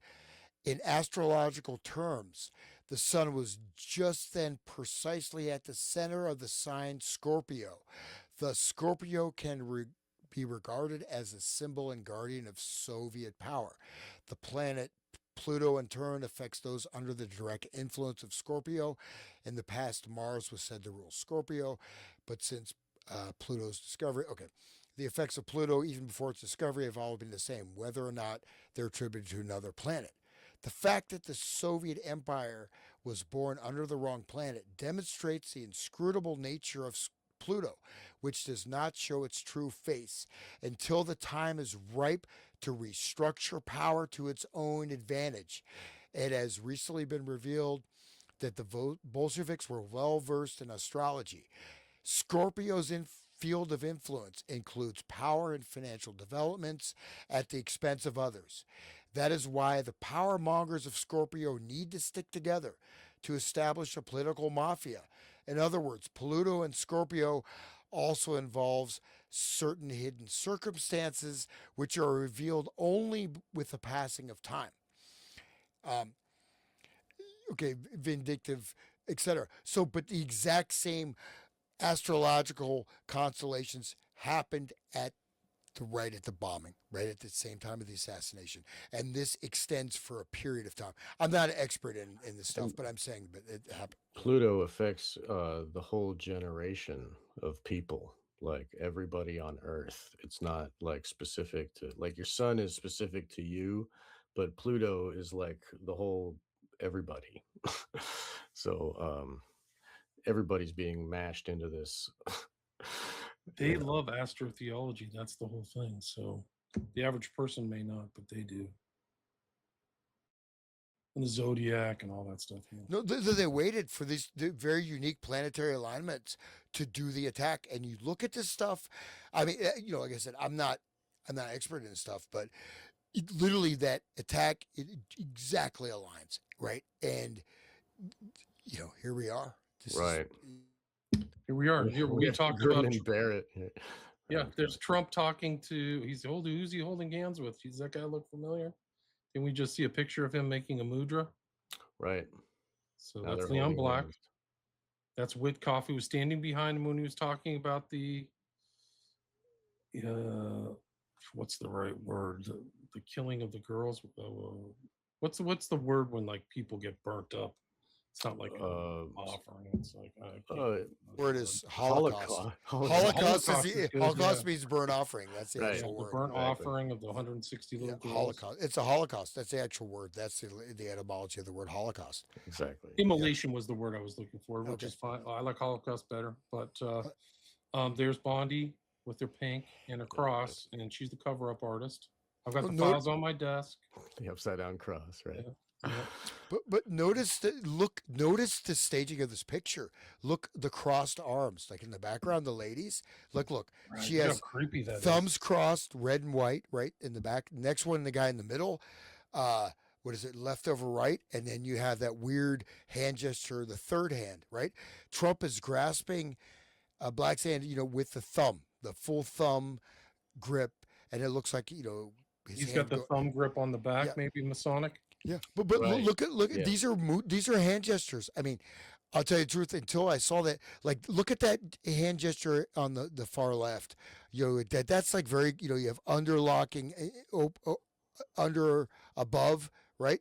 These are not accidental gestures. I mean, I think it's all. Then Look at Trump's handmaidens all in white too, kind of in a creepy way, like pagan females, like druids. Didn't all the druid women dress in white?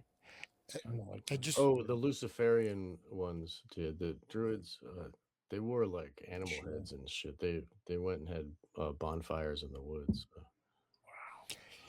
But I mean, it's funny. I'm sorry. I just wanted to say that, I'm like watching the chat, and because we're talking about astrology, all of a sudden there's people that believe that space is fake. They're fighting now with each other.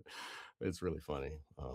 Feel free to ban anybody. I'm not gonna. It's all good. I want people to hear free discourse. I'm not putting it on I'm not showing all this stuff, but I'm just watching it happen, and I think it's silly. Space is fake. Space is fake is one of my dude. All right, space is fake. You know what? Great. Good on you, buddy. Keep trying, dude. You know what? Whatever. It's okay. I just want to enjoy my life, man. I wish just. I mean, I don't want to. I don't want to look at these files, man. Yeah. I want to be flying. Yeah. If anybody feel like reading this? Yeah, let's do it. Here, you want to go, Hans? This is EFTA 02731729. Got it. But I'll just call people's attention. And this stuff again, I just noticed because when that picture with that gesture, because I did this mudra therapy course in India. Who knows the guy? So this is like fearless mudra. They create different psychoneurological frequencies. But noticing these are not normal gestures. Like the lady, she has all her fingers bound together. I mean, it hurts to do that, right? You're not going to be relaxing like that. And then left hand over right, all this stuff is not accidental. Okay.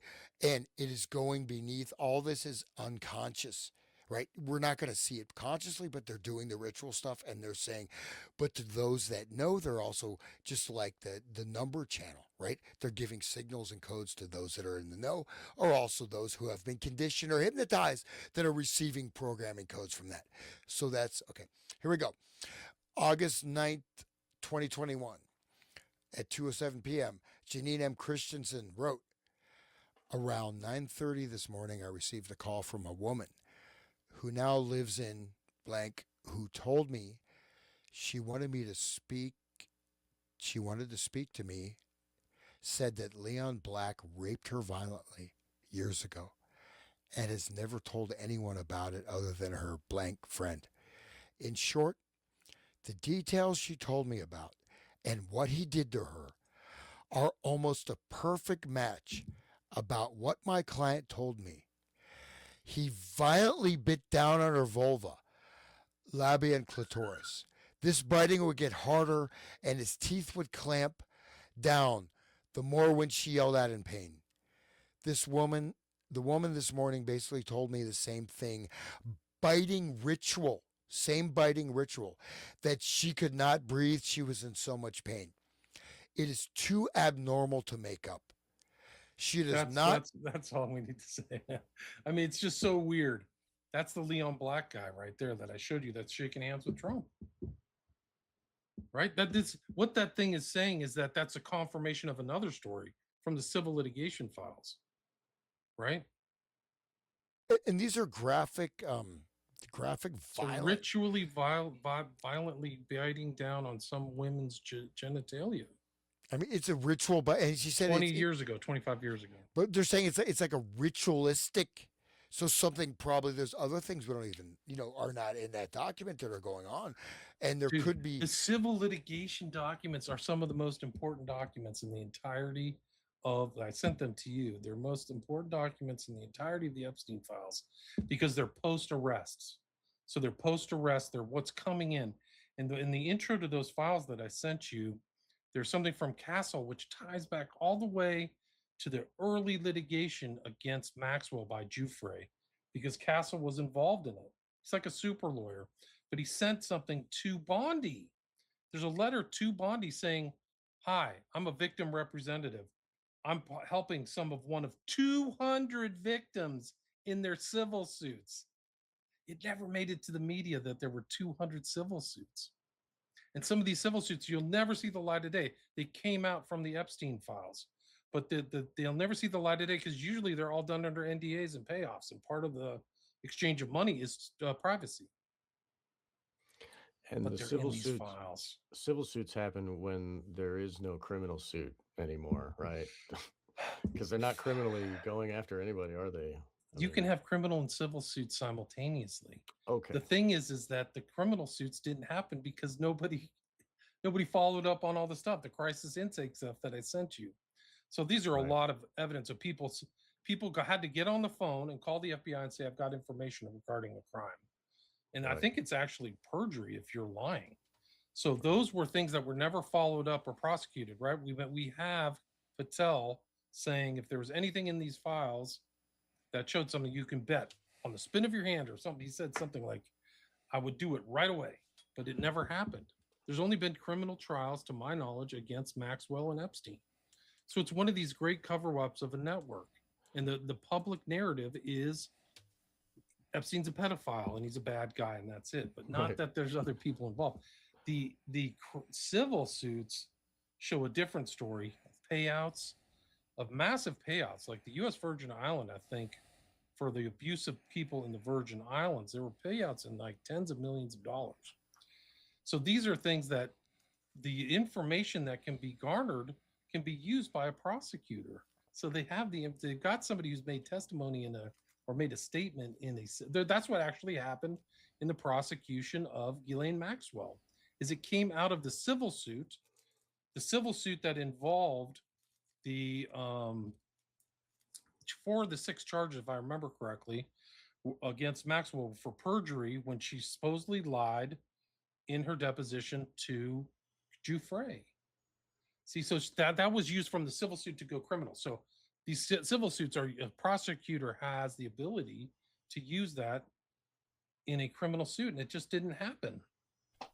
So it's like incredible. Like the cover-up, guys, is just absolutely enormous. Way bigger than Watergate. There's tens and hundreds of perpetrators walking around free who are involved in criminality going back decades. And the thing is that you look at this, if you get ensconced in the legal system, right? You try to fight your way through it. It can take decades.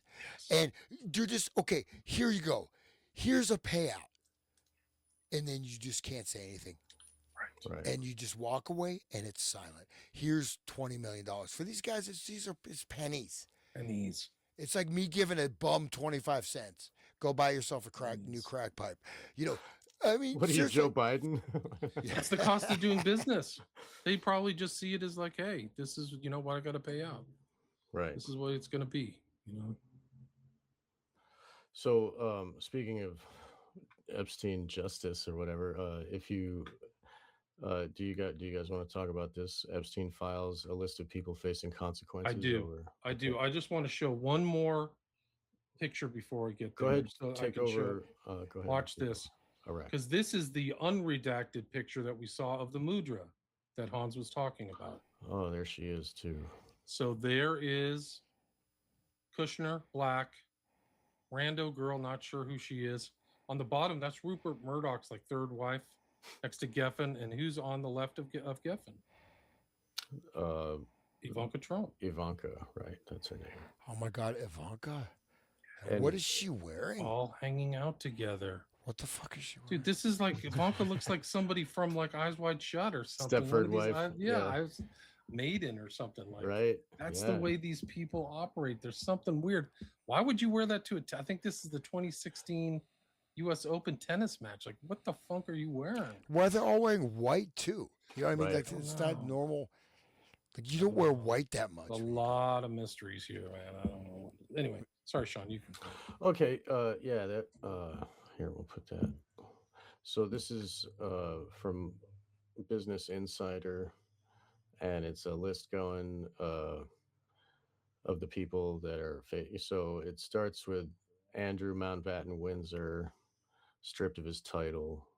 So you'll see that the justice is happening in other countries, not here in America. So, but the former Treasury Secretary Larry Summers took a leave from teaching duties at Harvard.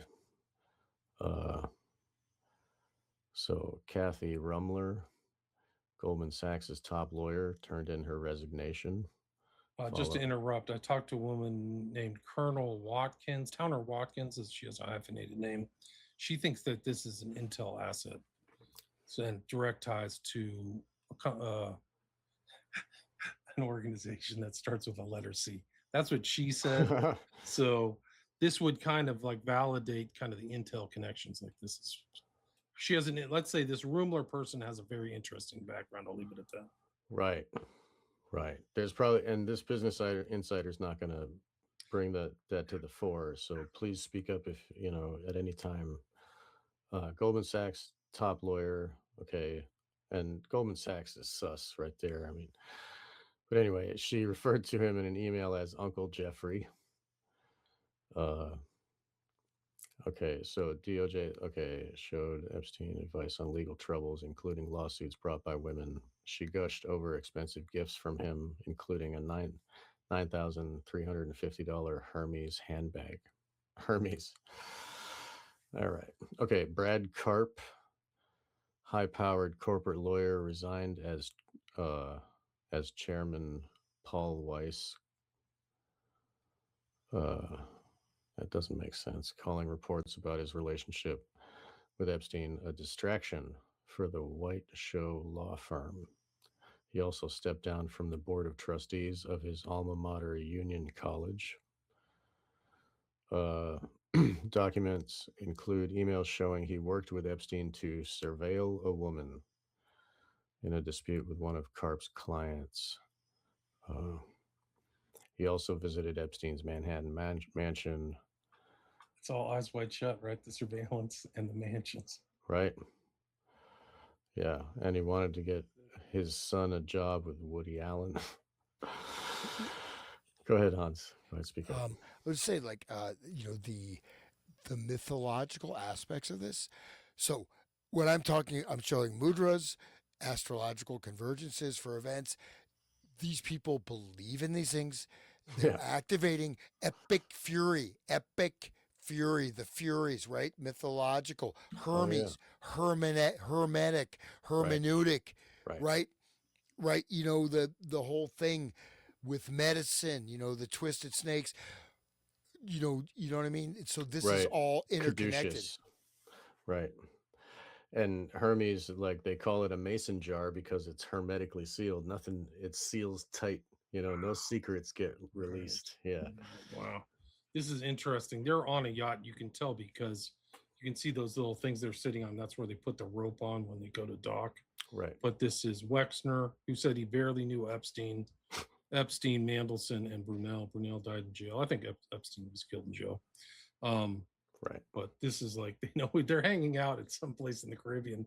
They're supposedly not friends, but they all suddenly just magically appeared in the old Caribbean together. Looks like they're posing for a cover of a magazine or something. Like, it's weird that there's no women and drugs and champagne and stuff. He's smoking a cigar. It seems to be a woman who's been redacted. Okay. But this is a full series of like 25 pictures. At one point, Brunel will get down and sit in front of them to make a circle, which is odd.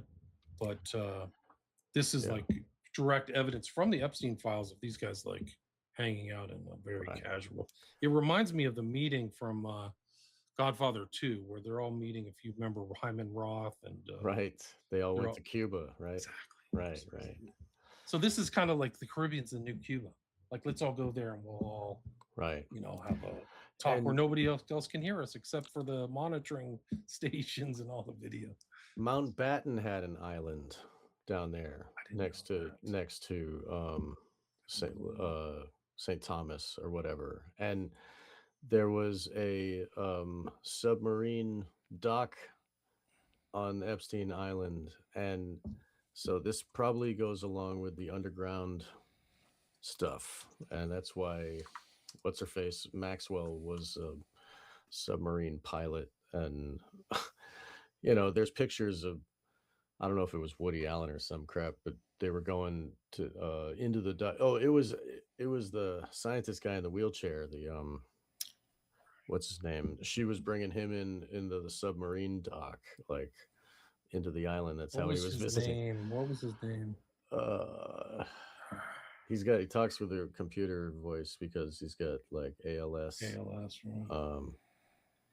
Everybody in the chat knows. Stephen Hawking, thank you. Yes. If anybody gets a chance and is bored, you can listen to me talk to a great author who knows a lot about Prince Andrew too.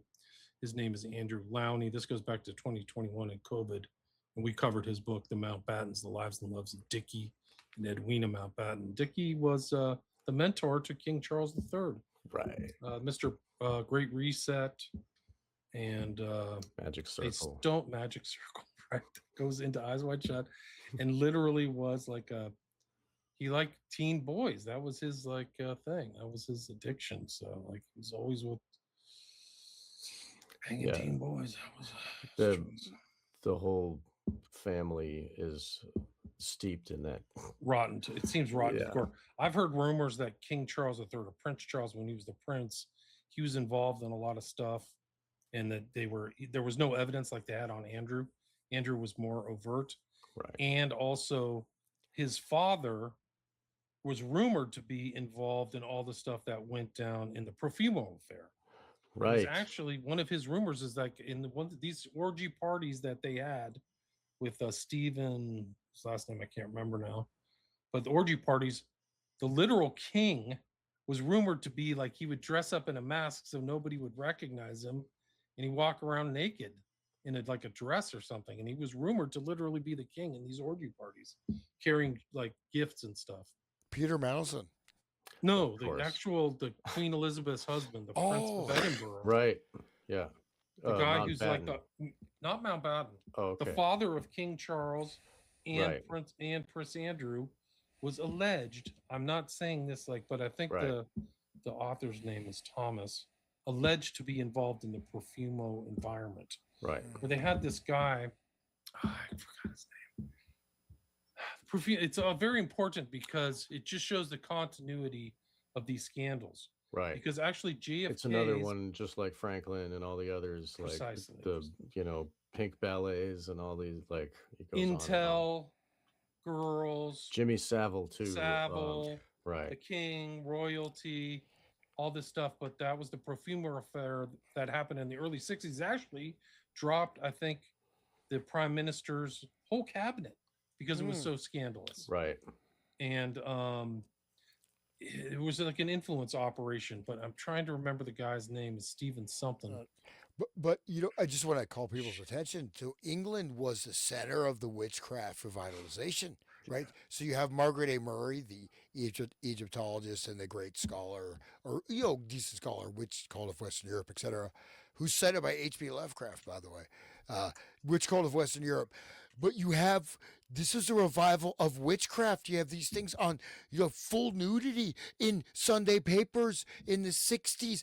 It's normalized, orgiastic rites, this and that. And you have these weird sacrificial murders, Standing Stones, you have Hammer Horror coming out all at the same time. But literally, the King of the Witches, right? Witchcraft, Wicca, that was all founded in England. Sanders, Gardnerian. But it was all across the media. I mean, you have it in the cinema, and you have documentaries, and you have Sunday papers, normal newspaper with pictures of nude rich witches doing rich orgies. BBC is showing naked witchcraft orgiastic rites. Okay. And, and so this Lucifer Rising and that whole thing. There's a picture of Sanders with Sharon Tate before she was murdered in 68. Right. And Sharon Tate was in a number of occult films. Before Rosemary Raven. or something. Eye of the Devil. Yeah, Eye of the Devil. Eye of the Devil. Yep. And that says, goes. Do you believe in magic? Right. But what I just she was a sacrifice too. But there was there was a lot of people joining witchcraft. There were primetime television documentaries about it. Year one, 1966. The year zero. It's actually year zero. Right? Well, LaVeyan Satanism started in 66 on Beltane, 1966 in San Francisco, right there, where they had Burning Man and that whole crap, Google. Anyways, so yeah, if you want to go back, we can go back to this. Peter Mandelson, London police on February 23rd arrested 72-year-old former government minister on suspicion of misconduct in public office, following search warrants of 2 addresses, including Camden. The description matches that of Mandelson. So after the DOJ's Epstein files appeared to show him forwarding sensitive government information to convicted sex offender while serving in senior posts. So that's also the reason why Mountbatten got in trouble. Andrew didn't get in trouble for buggering little kids, or whatever you call it. He's in trouble for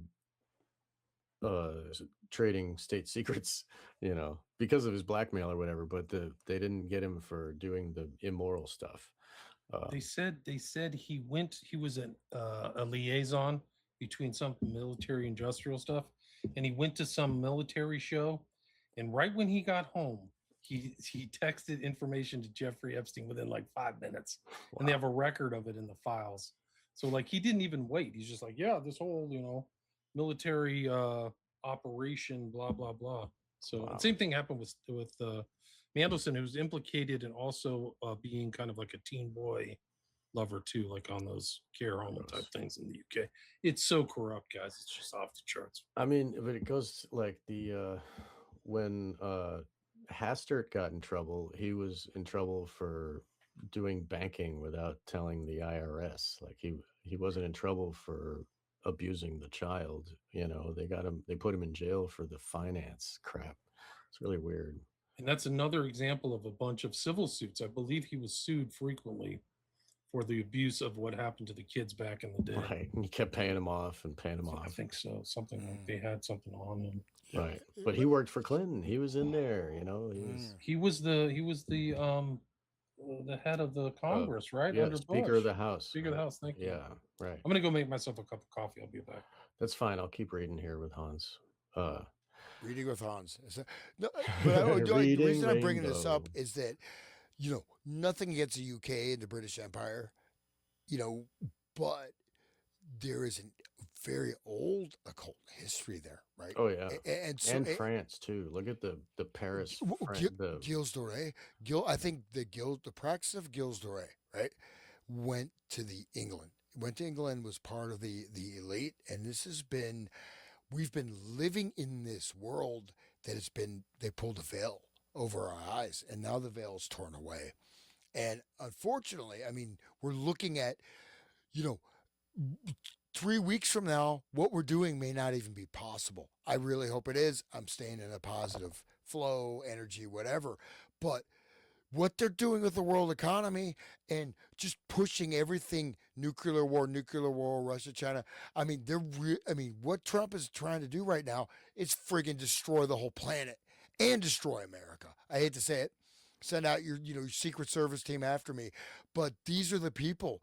These are the I mean, these disgusting people, and here we are, man. And England is a hotbed of this stuff, man. We're still under the British crown.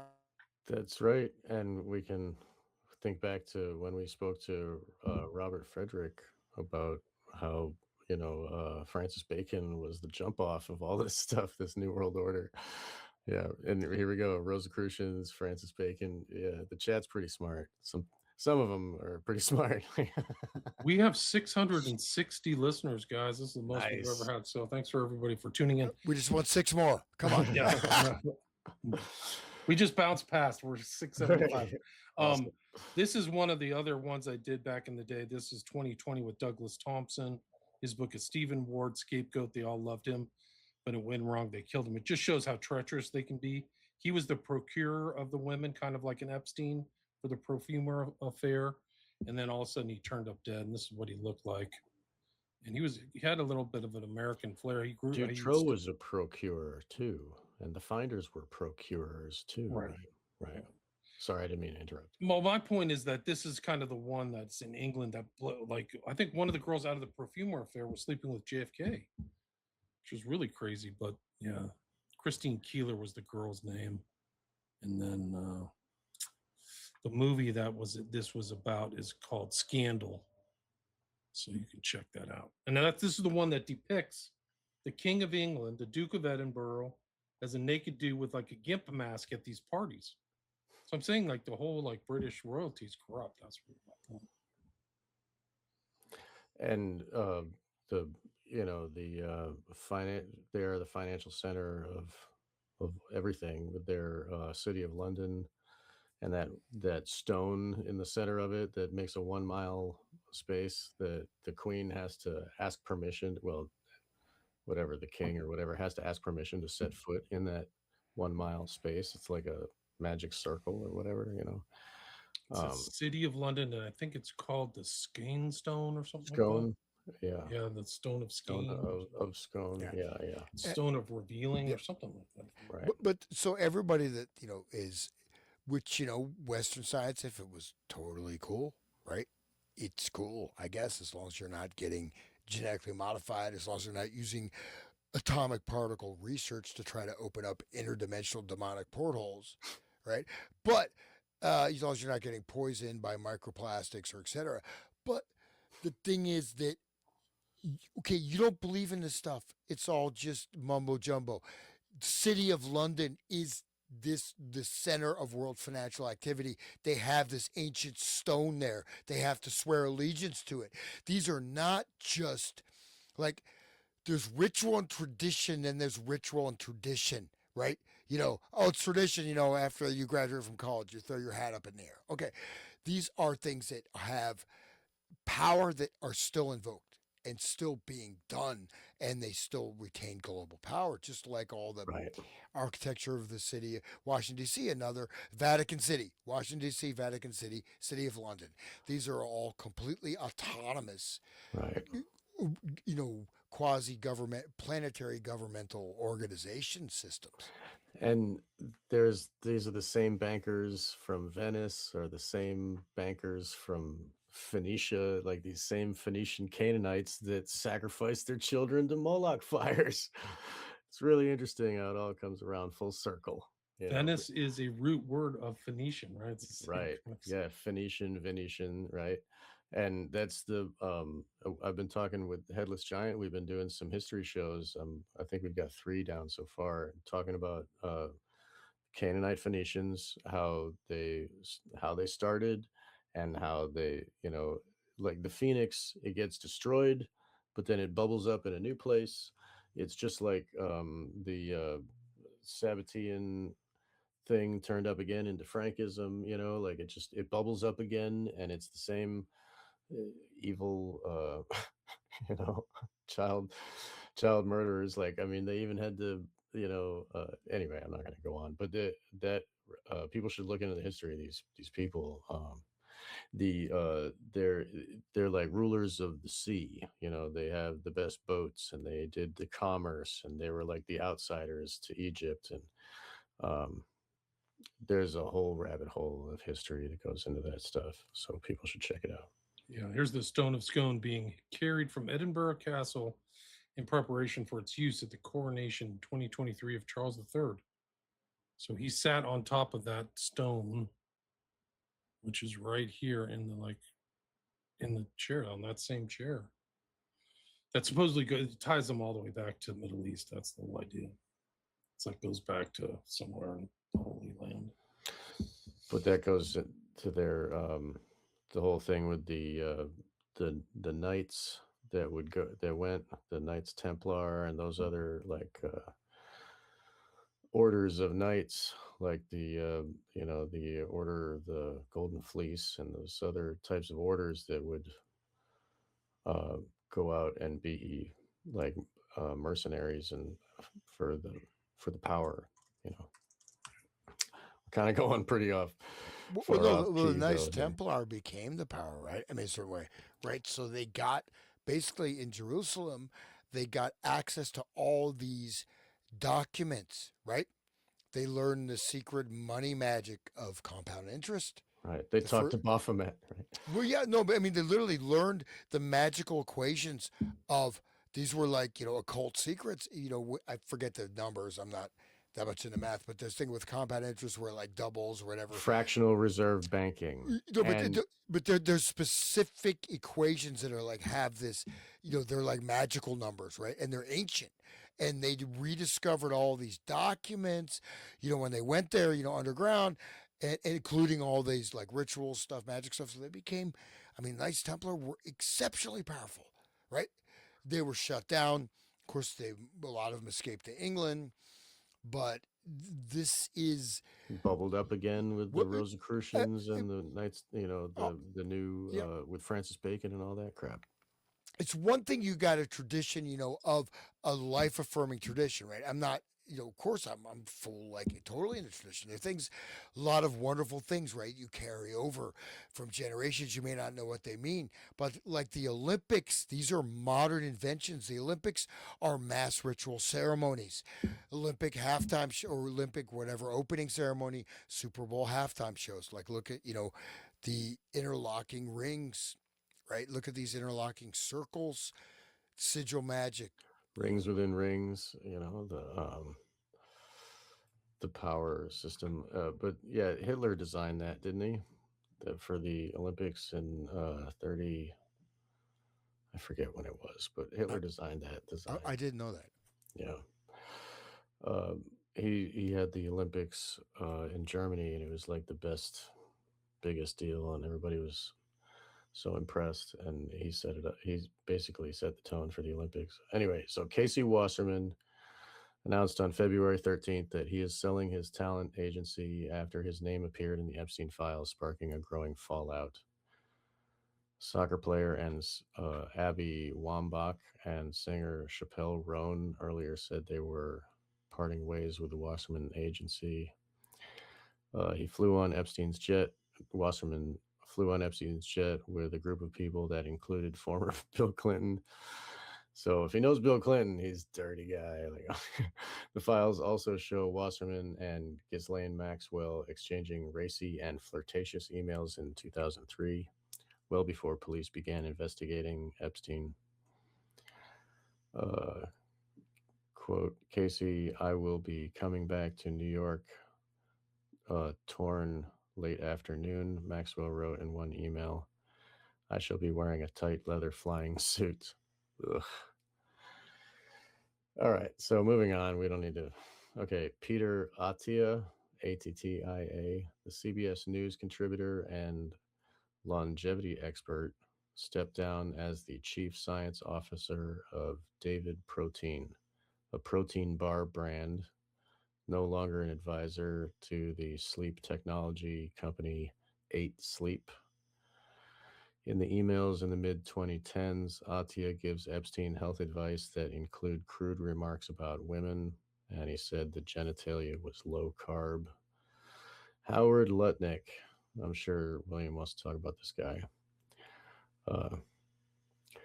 The U.S. Commerce Secretary is facing bipartisan calls from lawmakers to resign after emails showed he planned a visit to Epstein's Island with his family back in 2012. Lutnick previously said he severed ties with Epstein. Sorry, guys. His former Manhattan neighbor, after first meeting him in 2005. He said, "My wife and I decided that I will never be in the room with that disgusting person ever again." I remember seeing the quote of him saying that. He told the New York Post last year. His wife and kids were only there for an hour to have lunch, which Just doesn't lived really right say by much him. in Yeah. this business. Insider doesn't say so much. Would you like to add some more to that, William? Lived right next to Epstein, bought his house next to Epstein for $10. So like indicative of some type of money exchange that's very non-usual. And then was in business with him. I mean, I think the records of the business he was in with Epstein are from 2012 or 2014. So I'd say that's pretty close things if you're both investing in the same company. Right. So, and there are all kinds of intake things about him involved with money laundering and things like, it was never investigated. But the fact that he's right there near to Trump, this is all the Epstein network, guys. So in the Epstein files, there's a photograph of a dental chair with a bunch of paper mache masks, which I'm sure is very scary for a child who's on scopolamine and LSD and being tortured in the chair. Dentistry, SRA is very closely connected to dentistry because the dentist can be the handler, and all the kids have to go every 6 months, and then they're in the room alone with some person who knocks the kid out, or if they have to. Anyway, so one of the masks is Howard Lutnick's face, right? The paper mache mask. Sure is. He's also pictured on the island with Epstein. There's a picture of them together. I don't know if you've seen that. But let me see. He was only there for an hour with us. It's so silly watching these people. Yeah, it's just a joke. They're all lying. Of course. Here's a picture of like. I just got a comment here. Somebody said Wally Tango said live next. Okay, you said that live. The building's collective address was 911. Oh right, yeah. Epstein's was 9, and William was talking about how 9 was in that TV show. Right, but then Gossip Girl. Right, and the guy next door is 11 is the next one up, because 10 is on the other side of the street. So they'd love to wear white. Why? You know what I mean? Like, how many times you just wear all white? Luciferians. That's why, because they're the priests of light. The dark Satanists wear the black, and they think they're separate and better. They wear white, like they wear white at the Bohemian Grove too. It's like a higher up on the scale of evil. It's really weird. Like the white shines light like Lucifer does. You know what I mean? There he is. Yeah, Lutnick. Secretary of Commerce, man. What a slime balls. Right in there, yeah. Right in the pocket with in the pocket. The Trumpster. Well, whose pocket? I don't know. Yeah. He was only there for an hour, guys. I don't know what you're talking about. Trust them. God, they're all lying about everything, man. It's crazy. Yeah, he's as bad as Dershowitz. I mean, Dershowitz was like, "Yes, I got a massage, but I kept my underwear on. My wife was in the other room." Like, okay. Yeah, no, these are just like transparent lies. Right. So Steve Tisch, in 2013, Tisch, owner of the New York Giants, exchanged numerous emails with Epstein about women, triggering a review by the National Football League.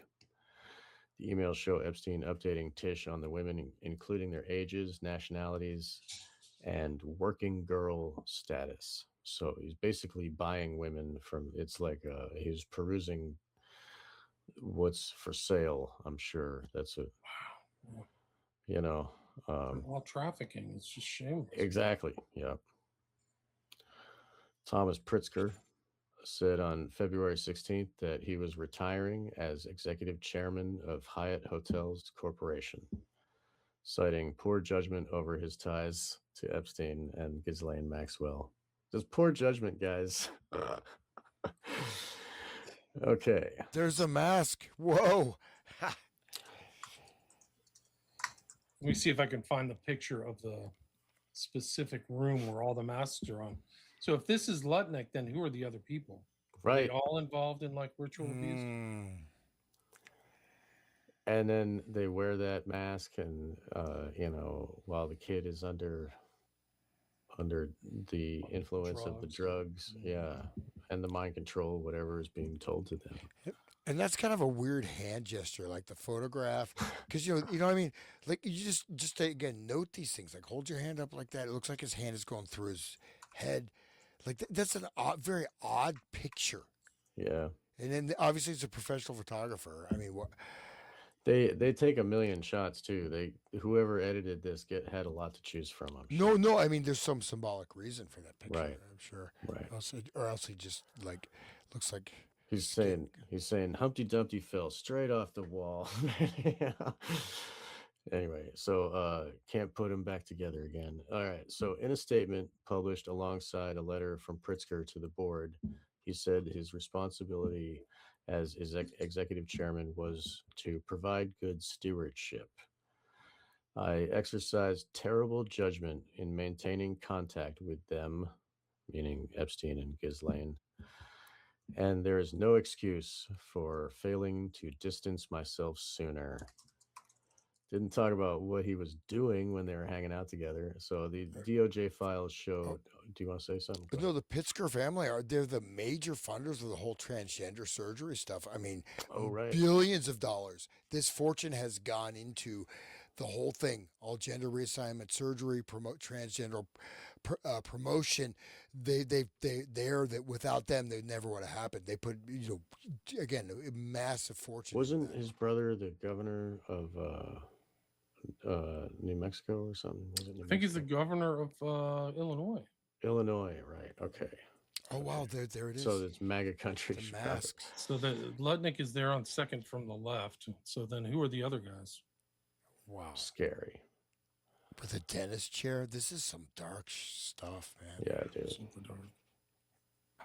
Wait till there's that picture of the ultrasound too, which is really strange. Like, why do you have an ultrasound on an island in the Bahamas? Like, to get those sonograms so that they don't have to go to a real doctor. It can all be under the table, Exactly. Yeah. Baby can be sold, or what else? Yeah. And what if the people are abused by some of these people, and then the people put the mask on? Right. Just like hypnotic program or re-traumatization. Right. Yeah. Yes. Yeah. Super dark, man. Yeah. So, DOJ files show decades of chummy communications between Pritzker, Epstein, and Maxwell, including after Epstein's prosecution. I am meeting Leon for a walk at the Louvre at 5:30. Of you are nearby, Pritzker wrote to Epstein. That's kind of random. It's the way that's not the bad one. The bad one is Tom Pritzker, where he said he went to Afghanistan and got in a chopper and flew around and shot people at random. Hear that one? Just like Full Metal Jacket. Get some. Just the most dangerous game. Human hunting. That's that's what. And this also is going on. I mean, people. He said that it was like the highlight of his day to go out and shoot with the boys. Wow. Like that's what he was. Let me see. He should be playing a video game instead. What's his problem, dude? Wow. These people are psychos. Like it's true psychopathy. Yeah. Wow. If you guys don't mind, I just want to. We didn't hit this already, but we were talking about Black and that document you sent, William. This is, I think it's important because it goes through the whole point of this thing. I don't know if you want to read that. Can I read that just as a sort of? Where is it? What are you putting up? This is I can share it. This is document. This is document 1, 2, 3, page page 4 of the document you sent. Okay. Which one is it? What's the Traffic title? Sao Paulo 2. Okay, let's see this one. That one. This one? Yes. William, you want to read it? Go ahead. No, I don't feel like it. I'm trying to find the Sean, go ahead. You're the narrator. Go ahead. Here, it seems to be, it's all right. I don't mind. Okay, so I can kind of see with this resolution here. I'll just go through this. So, redacted, date of birth redacted, was interviewed via video conference with her attorney Gloria Allred, Marianne Wang, and John Cutt. I present John Cuddy. Also present via video was Assistant United States Attorney redacted, Detective blank, and Special Agent blank. After being advised of the identities of the above listed individuals and the nature of the interview, blank provided the following information. Redacted was born in Manhattan.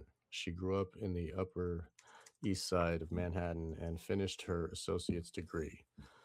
She currently cuts hair for a living and she lives in redacted. Blank met Jeffrey Epstein when she was in high school. She came back from boarding school and met a girl named Blank who introduced her to Epstein. This was around her senior year, 2003 to 04. At the time, Blank was attending Evangel Christian private high school. Redacted was going with another girl named Redacted. Redacted tells Blank, Redacted, that she goes to an older guy to give him a massage. Jeffrey Epstein, I'm assuming. So that's a redacted name. He may or may not blank, and that would be it. Blank went to Epstein's residence about 9 times between 04 and 05 and stopped going before she finished high school. The first time she went, she recalls going in with redacted name. Blank thinks redacted was there in the massage room. Epstein was lying down on the phone. They all started to massage him, and then they left Blank alone. Epstein then redacted. He says, "You can get your money." Epstein walks out.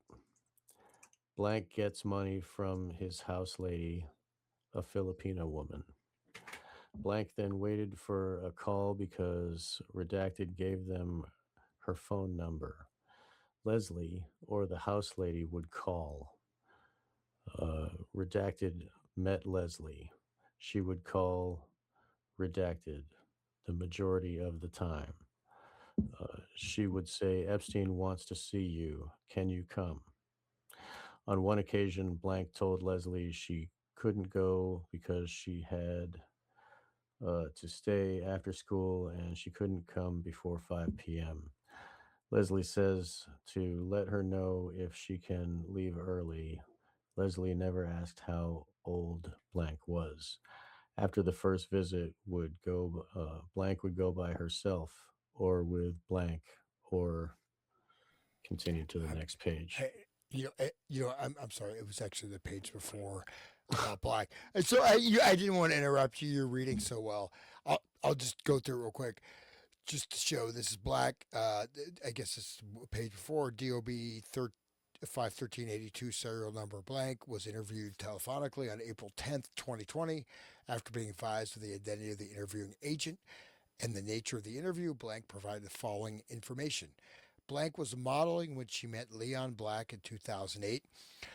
Blank promised Blank drugs. Blank manipulated and sexually abused Blank. Black used a lot of threats towards Blank and she was scared of him. Black flew Blank to Jeffrey Epstein's home in Florida.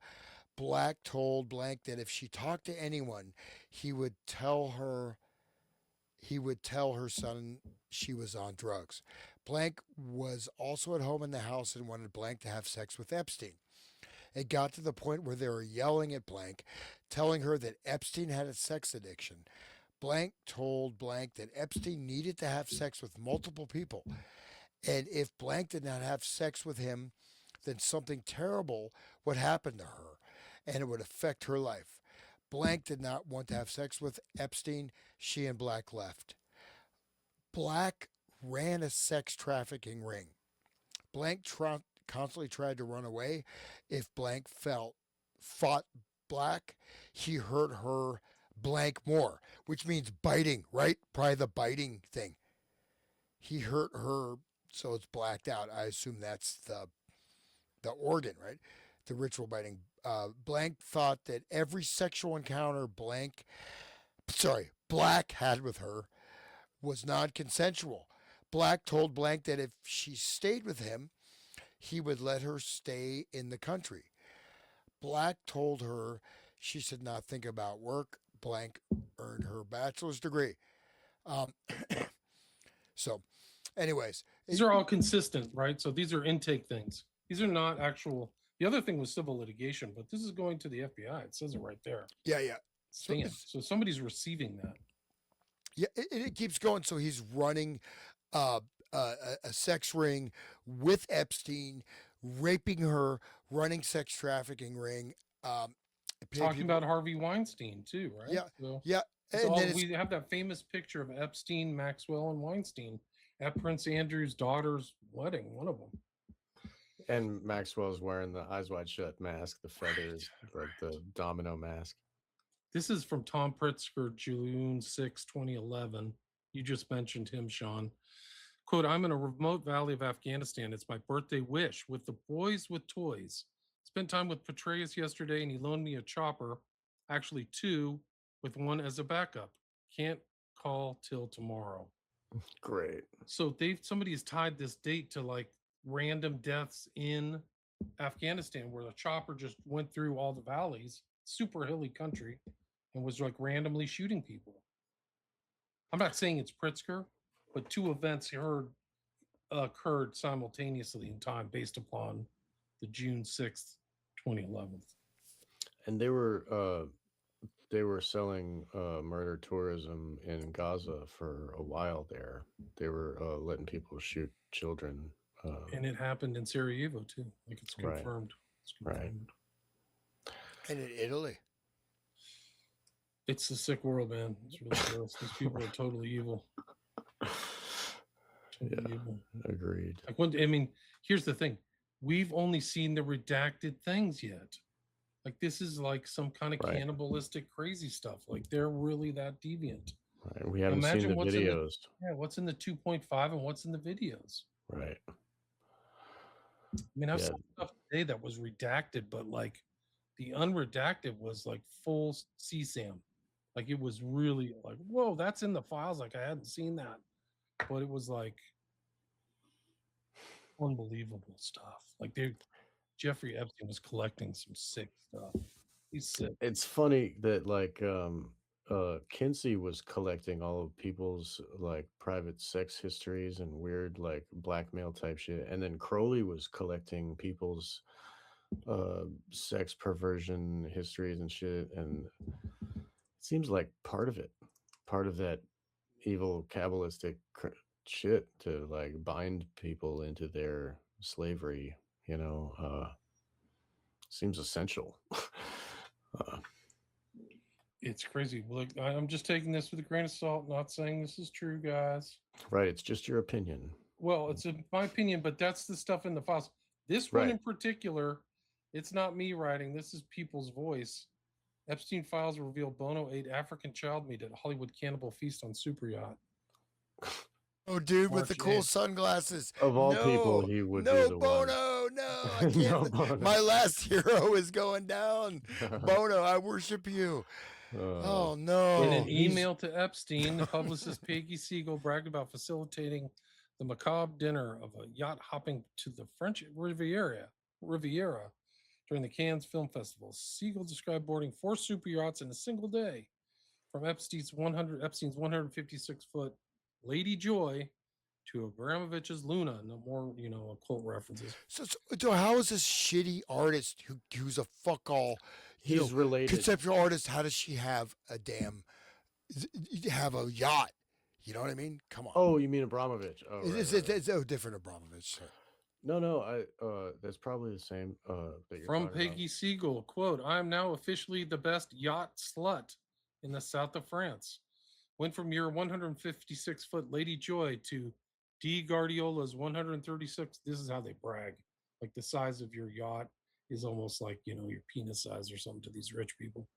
Audacia to Perelman's 256-foot C2 to Roman Abramovich's 350 Luna in one day. Had dinner on Luna with Roman, Dasha, Guy Osiri, Pigozzi, Jane Wenner, Ali, and Bono. What was I doing there? Had a magical time as Bono held court and told hilarious stories about Bob Dylan, Prince, who performed in Nice the night before, Van Morrison, and Pink Floyd on the way to Athens now. XOXO Peggy. Doesn't say anything about eating kids, though. He's connected to the bloodlines of England, so his family is not Irish. Bono is connected to the whole shit, just like all the other guys that are connected to Vlad the Impaler and Obama and Brad Pitt are all related. It's all one big mass of inbreeding. Yeah. Peggy Siegel says talks of black market babies, menu items, and a full-scale cannibal operation run through a chef specializing in human cuisine for the global elite. I don't know if these are true. God, That's probably the AI. The jerky or cream cheese baby stuff is real. Like there's so many babies, so little cream cheese. Like I've literally read that. Like, but who? I mean, this is exactly where you have. Remember, like we are the world, we are the children. And they're. You're eating the world, right? They're all. Well, it cannibals. makes sense, right? You have to have that mentality to do it, right? Like, right. And they, if you look into the occult cannibalism, they see it as proof of them being above in the social order. Like social Darwinism is proven by we eat them. The Sphinx is a symbol for that. It's a human head on a lion, the top of the food chain. And some of those evil people will hunt, like they'll kill an entire family of people coming over the border that are illegal, and just kill them all and freeze them and have them in their freezer, and they eat it all year. People should read Kurt Barker's book, Cannibalism, Blood Drinking, and High Adept Satanism. It's very informative. so these are high adepts then. Is that what it implies? I would say The high adept ones, the one that in his book was vegan the rest of the time, but the only meat that they ate was humans, and they would have a party, and on the table would be the person's name, telling a little bit about him and who they're eating. Very strange stuff. People should read that book. Here's another one. Just strange letters, emails. 2009. Why is this redacted? There's nobody here. It's no CP. It's just weird code words. So this is probably an illegal redaction underneath the Epstein Files Transparency Act. But it's like, LOL. I don't know if cream cheese and a baby are on the same level. Why do you put those two words together? It's okay. There's still enough time today. I'm trying to schedule priming for 5:30. Fuel explosion at 9:45 p.m. We'll bring a new engine startup video. Response from Jeffrey Epstein.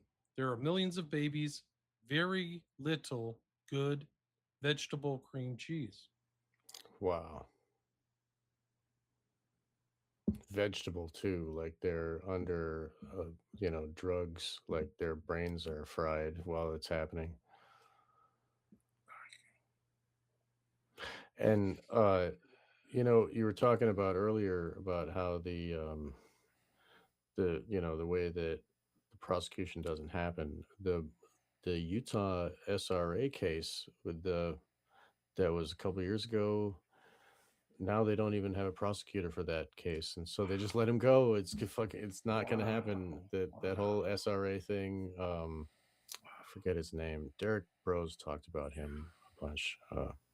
People should It learn shows about the cover-ups. Like Epstein kept getting covered up and covered up and covered Yeah. up. He was The let out of network kept prison covering- 6 out of 7 days. let out of prison. Like they are getting information at Zorro covered up. Berman fired. This is a cover-up. This is a massive cover-up of the Epstein files. It's a massive cover-up.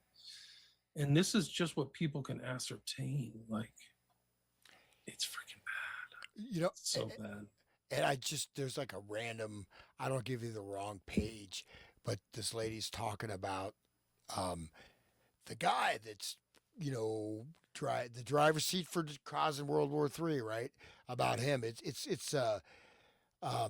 Let me see the page. I think it's 61.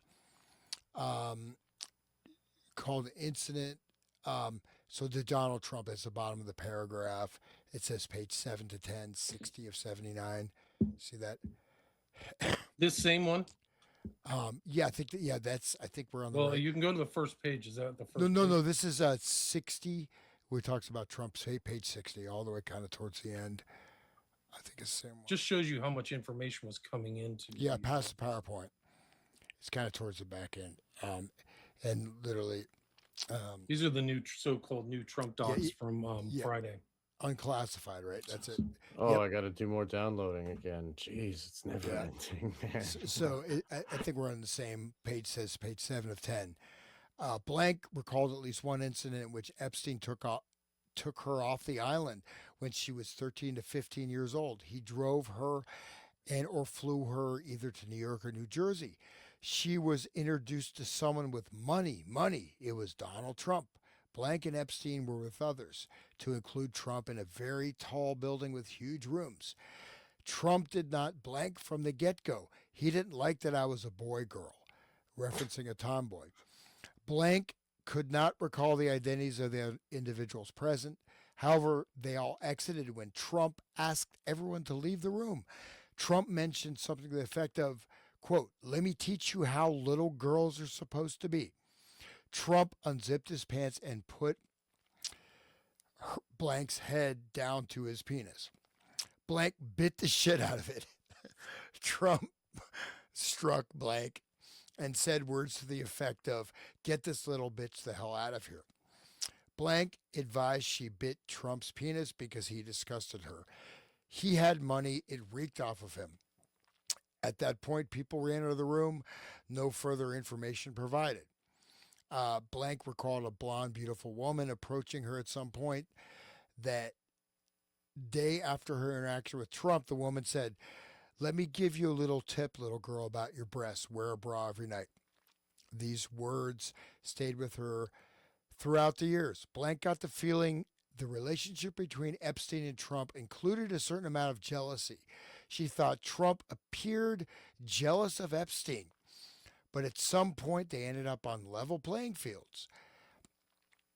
Trump and Epstein sometimes used the terms, quote, "fresh meat," quote, "untainted," and, quote, "not jaded," while referring to girls.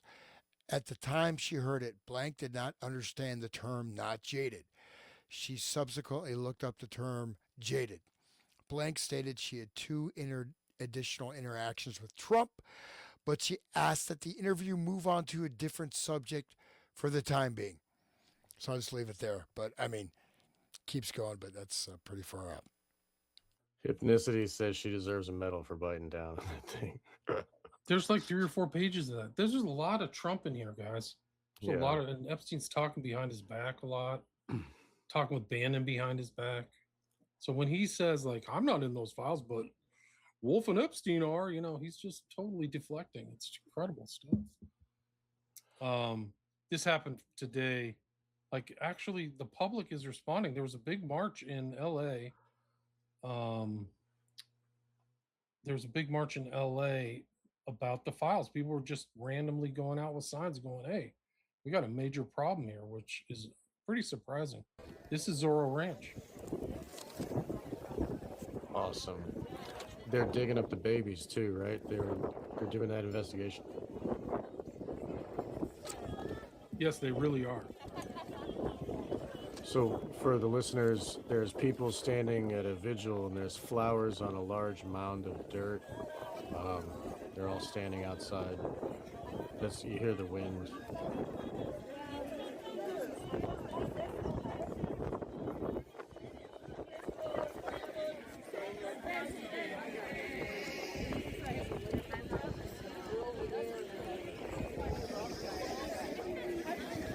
Liberty and justice for all on one of the signs.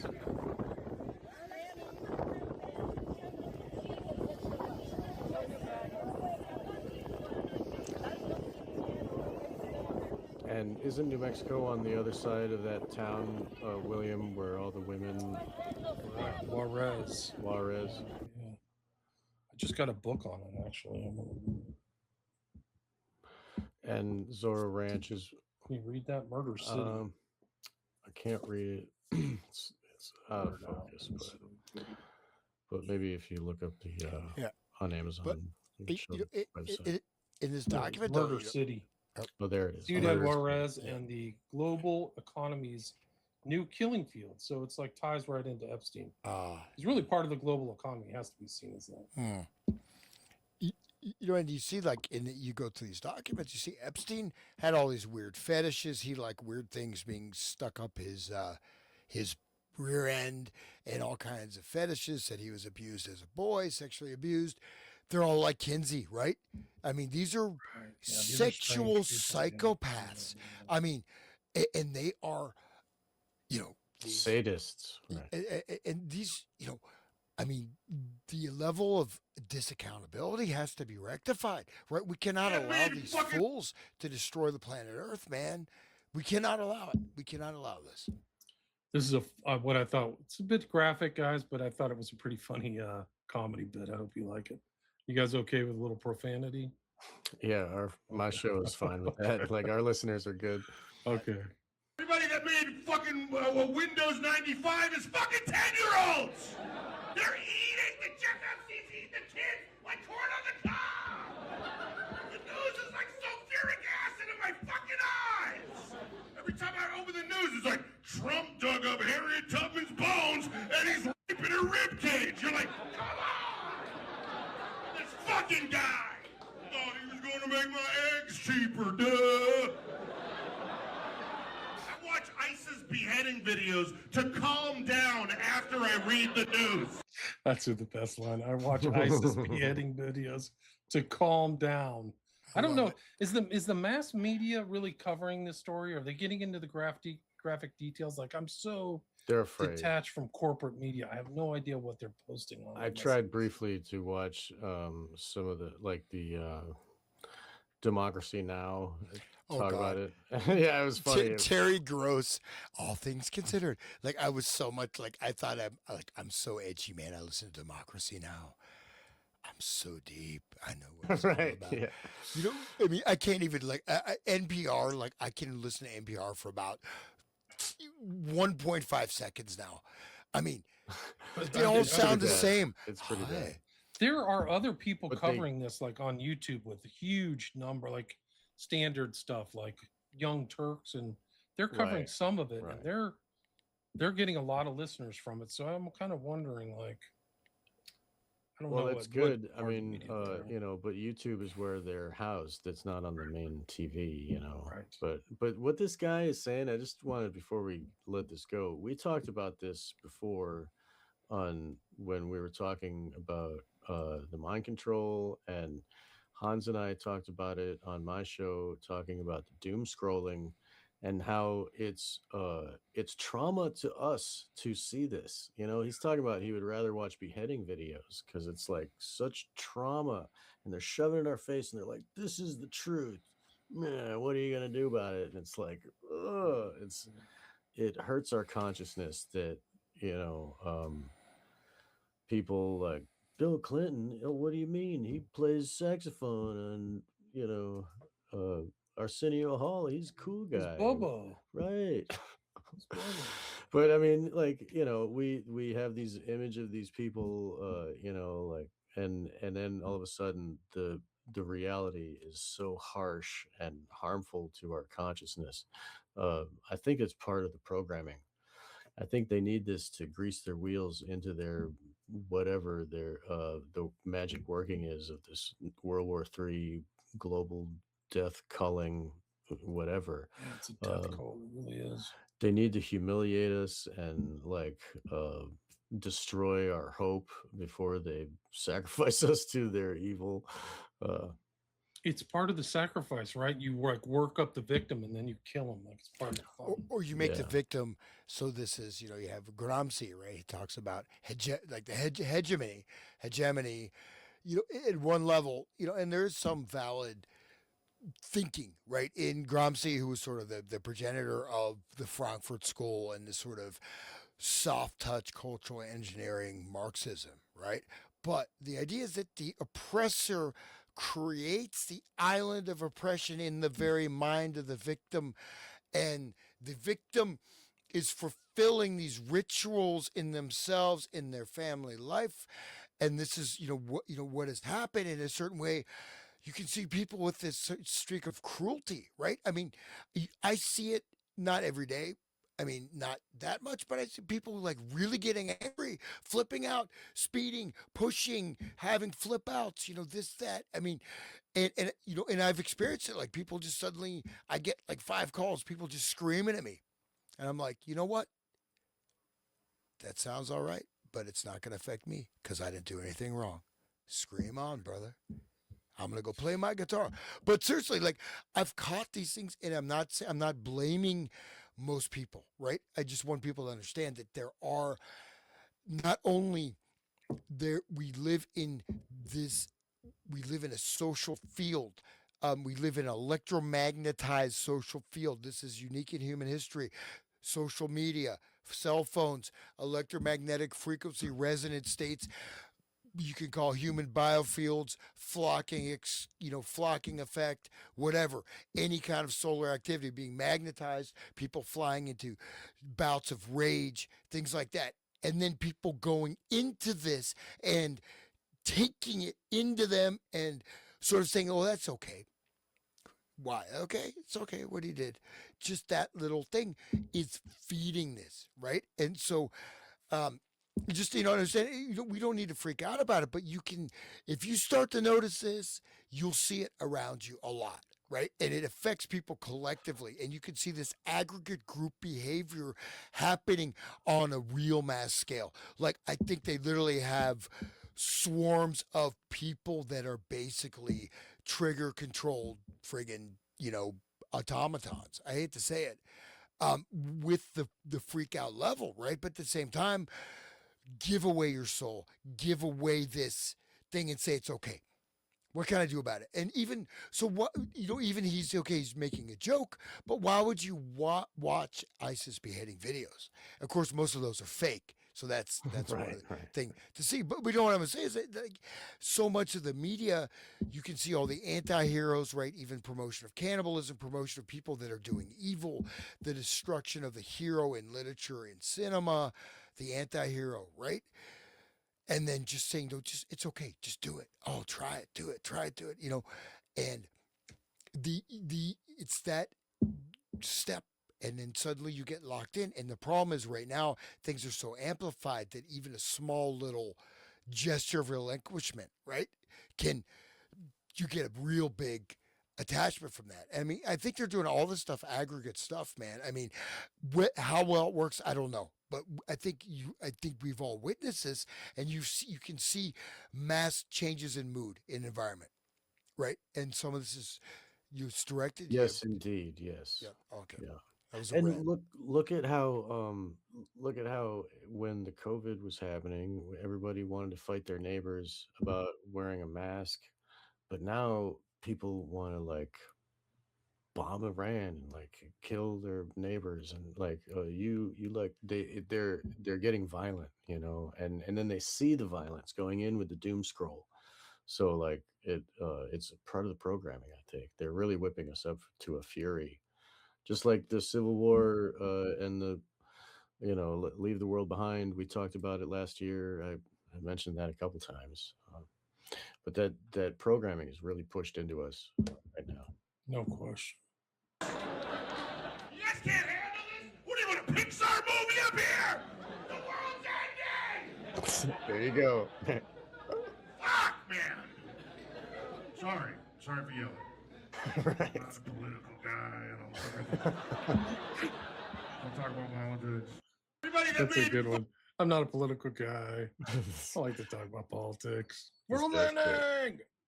I'm glad you mentioned Gramsci, because I did some research today for, hopefully, maybe it'll be our next show. But do you know who this is on the left here?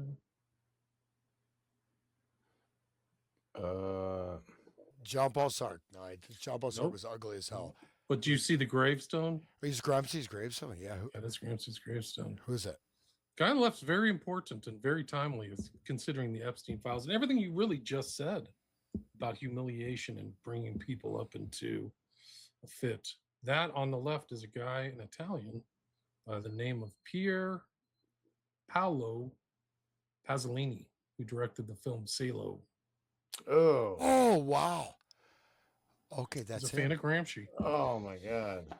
So, assignment for next week is Salo. No. So, yeah. Oh man. I would think rather that's it. talk about Alex Gray fucking a corpse than that movie. Oh man. It's, dude, but it's a protest.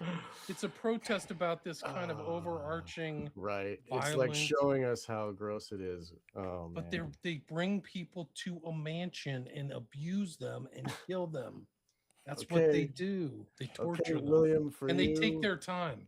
They for have you, like a anything, William. We will do that show. they have like a it's almost like an Eyes Wide Shut Ghislaine Maxwell wearing a mask, like directing the festivities, like that witch. Like, They, hey like, guys, they- this time we're doing this torture, and then we're gonna do this. Well, you So know, they Yeah. made like a ritual out of it. They Like that's the way he compare directed it. they compare the children's a-holes and they It's so brutal. It's the most brutal film. But I think like he was a pretty sensitive guy, like a poet. But I think that he really felt like this was really how it got. 120 Days of Sodom. Isn't Yeah, that what Sodom. it is? It's Yeah. based on Marquis de Sade. Here's Epstein smiling with the Zorro Ranch, shirt, holding one of his victims like a piece of, like somebody getting ready to have their throat slit or something, grabbing If the hair and this- just holding it up. If this is legit, somebody wrote Johnny Depp's and Marilyn Manson's favorite movie. That wouldn't Disgusting. surprise That's me, that. though. That really wouldn't. I mean, oh my god, dude! Well, I couldn't I- bring myself to watch it. I'll but say I have those to now. Salo. For I my think- listeners, I'll watch it. No, that film though, it makes you. Okay, I watched it. Search said some time ago, but I mean, even in the beginning, they have the child market. It takes you there in an absolutely realistic manner, right? This is what's happening. It's not. This Right. is what it This is actually happens. You Epstein's gotta watch network, it. guys. Yeah, dude. watch we in have to Epstein's watch it. network is Salo. And for people who don't understand what Salo represents, it's his critique of like fascism and Mussolinism. Because after Mussolini was rescued by Hitler, there was like a rump state that was really just run by the Nazis. And it was put in northern Italy in a place called Salo. And that's where Mussolini went before they finally found him and just strung his ass up like a sacrificial lamb and beat him to death. They all just beat him to death, he and his mistress. But he was kind of like almost their elite. He was very corrupt. He's Masonic, but also like, I wouldn't call Casanova like a rake, like just like he's so strange. Mussolini's very strange. But Salo's, in context of what's happening now, Salo is very important because you can almost say the Epstein network is a global Salo, where they just treat people like kids like disposable torture instruments. And they take a picture of them and they put it up there for sale. This one, get this one, came from Ukraine, born in 1996. Name, digits, age, Yeah. look, brown hair, blue eyes, smart, Yeah. dumb, stage And they 3. Put a finger inside and talk about how tight it is. Like There was something where there was like an allegation that Trump did that to some woman, right? right, yeah. And I thought she was an underage too, wasn't it? But anyway, Deb C says it's in the text messages between Depp and Manson, I'm sure. which I don't know where to find those. Sure But we can find it somewhere. those two are very disgusting. William talks about Johnny Depp and his friendship with the child murderer from West Memphis 3 there. Damien. Yeah, that. Their matching tattoos and all that crap. This is let's see, what is this? EFT A00249-131, and that looks like the kind of background of what New Right. Mexico looks like, desert type scrub. Look at it. Is he holding up her ponytail? Yeah. Jesus. What does her shirt say? I don't know if she... But it's like she's a cattle, like he's like like a horse. Corrado Allegra. Anybody know translate that? Corrado Allegra. Man, right? Corrado. Alegre is the second word. Corrado? Corrado? Corrado? I don't know. I can't tell. But this is like this is maybe a picture he sent somebody else. Hey, I got one. Yeah. This is my next one. And he's like holding her hair like maybe this is like one of the victims. An animal. They buried out there. Because that's what Hank Harrison said. I think I showed you guys that one, right? No, you didn't. I never showed you the Hank Harrison song? No, Hank Harrison. No, you didn't. Oh my gosh. Yeah. All right. Get ready. Hank Harrison is in Epstein files. Hank Harrison is not. Hank Harrison was mentioned in another file by Kirby Summers with an O, Sommers. She mentioned that something was sent into Facebook. She confirmed this actually before she got pissed at me for not. She got pissed at me for not. Like the war started. I didn't get back to her on time. She thought I ghosted her. So now we're trying to arrange something for April. Anyway, anybody feel like reading this? Corrado Allegra translates from Spanish to English to mean I ran cheerfully. Oh, that's Wow. appropriate. Wow. Thank you. For High real? View 4876. That was one of the comments. Wow, that's even worse. Well, read this now. Anybody want to read this? This is confirmed by Kirby Summers, not by me. Kirby Summers has done a lot of research on Epstein. I'll go ahead. Since my daughter was in Epstein's Black Book in 2003, and since she bragged to me about how she was procuring victims for him, I think I have a right to speak with some authority here. The crimes are 10 times worse than 100 times more numerous and more degenerate than you can imagine. The New Mexico Zorro Ranch is bad, but when victims were worn out, they would simply be taken to the desert and buried or taken to sea, weighted down and dumped overboard. The ones who survived are lucky to be alive. We are talking multiple slave murders here. Clinton did not procure slaves. Trump did. Google me before you reject this comment. From Hank Harrison.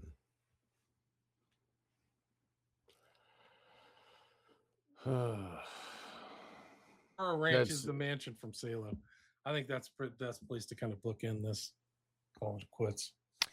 Yeah. Anything you guys like to add? People can check out my stuff at William Ramsey Investigates Podcast. All those other old shows, Stephen Ward, Mountbatten, you can listen to. Lowney's an expert on Prince Andrew too, so check out his books. And then my books are on Amazon, and I post a lot on Patreon these days. You can watch my stuff without any ads. Awesome. Thank you, all the listeners. We've got over 900 live listeners watching. Thank you so much for being our guest today and being so lively in the chat. It's funny to see. And thank you, William, for being our guest. And thank you, Hans, for being your co-host and guest. We love to have you both here at Wake the Dead. And please, everybody, visit WilliamRamseyInvestigates.com and visit the Resonant State where Hans is posting everything. And be sure to subscribe and see what he puts out. And thank you, everybody, for listening. Yeah, people want to have a bad day. You can research the 100 Days of Sodom by what's his name? Marquis de Sade. Marquis de Sade and or Salo and Pier Paolo Pasolini, who met a very interesting and suspicious death at a beach, who his own life is very interesting, Pasolini's life, and his own literature, and as a literary figure, he kind of gets a bad rap because of Salo, but it's very out of the ordinary of his other artwork, which is very kind of like character driven. But I think he was really thought that this was accurate. And I think he's right. This stuff happens at these mansions and we don't see it. So Eyes Wide Shut, Salo, and Epstein files all rhyme. There's no question about it. So if you want to meet us next week at the same time, 5 or 6 Pacific, do some research and then come armed with some knowledge, and we can go through it all, because Salo's an important film. Maybe I'll try to make some screenshots instead of having to play clips. That's probably good. Yeah. You know, I think he was assassinated for that film. I mean, really, because I think, at least my understanding of him and his career, he was sort of, up and coming. He probably was invited. He saw this firsthand. He got an understanding and said, I'm going to make this testament against this. And then that, but it is a heavy duty film. And of course, Marquis de Sade, if you read his actual writings, they are, they're very, very hardcore. Okay. He's Marquis de Sade is not, whatever. It's not for the weak of heart at all. It's not for the weak of heart. I've got the whole complete writings of Marquis de Sade. Yeah. It's body fluids, like Crowley level type stuff. Like, wow, like really rough. I think that the thing about his death too, Pasolini is, it's like during the years of lead. So a lot of cultural violence was taking place in Italy at the time. Right. So, with Franco, and he was at a beach and supposedly got ran over, and they never found the guy who perped. And I can't remember the whole story. It's vague, but like he had a very suspicious young death at 53. And I have video of him. You can watch him. He's like, I love life. Life is so great. I just, really think that I'm really happy. And, here he is. Let's see. This is what he looked like. Let's see if I can turn this up. But you just see, like, this guy's, I think he was gay, but he's kind of like an artist. Like, he really I think he saw himself as an artist. Let's see if I can bring this up. Give people a little. So Trophy says, I read de Sade at 15, wish I hadn't. Dude, legit. I'm like, I've been trying not to watch that movie. Je l'ai filmé en 16 mm muet et ailleurs, on a parlé autour d'un micro. Je parle en italien. En français, hein? En français? Tu essayes, hein? Qu'est-ce qui te frappe à New York? What strikes you in New York? Poverty.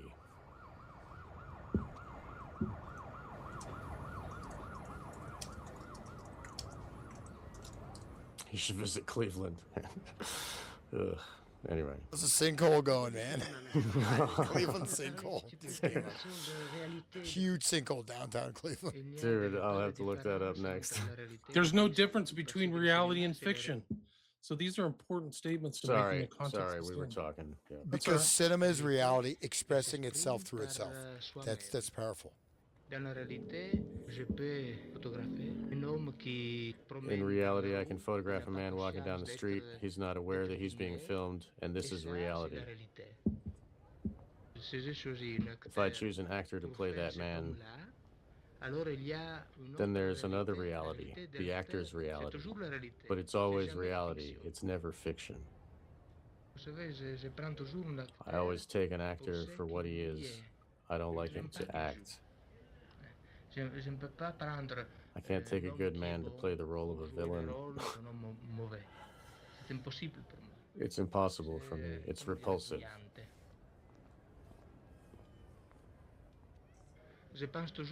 I always think about cinema as an audio-visual reality, and dialogue is part of reality and part of the image. The other day you said you're a Marxist who is missing faith.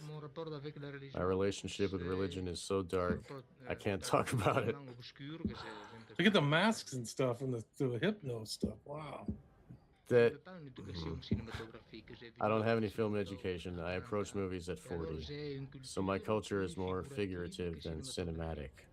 So you make extensive use of images of the Christian religion.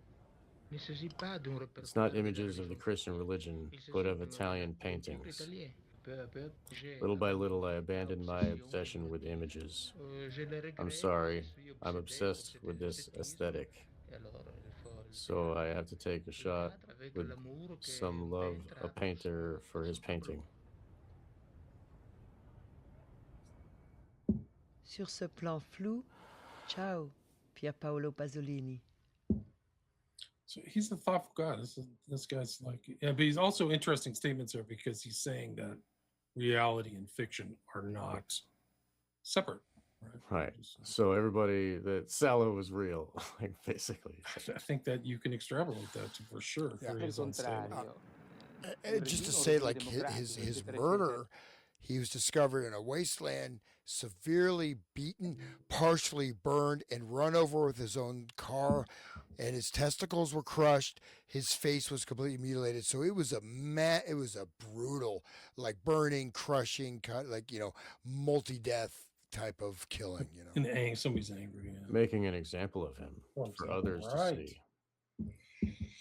We have evidence of like modern stuff under, I forgot the prime minister, but he had these bunga bunga parties, and then the girls would be there, and it'd be like, blackmail. It was associated with propaganda.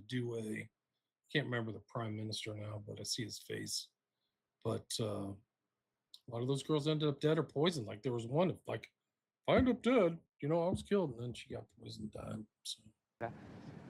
Però quella acculturazione, quella omologazione che non riuscito assolutamente a ottenere, il potere di oggi, cioè il potere delle civiltà di consumi, invece the homogenation is easily achieved by today's ruling power, i.e. consumer society. So fascism didn't attain it, but consumer society did. Wow.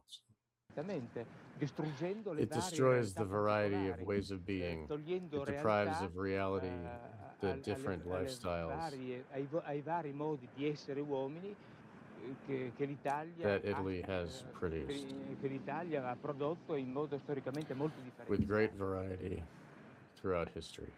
This acculturation is actually destroying Italy. I can tell you that the real fascism is power of consumer society that's destroying Italy.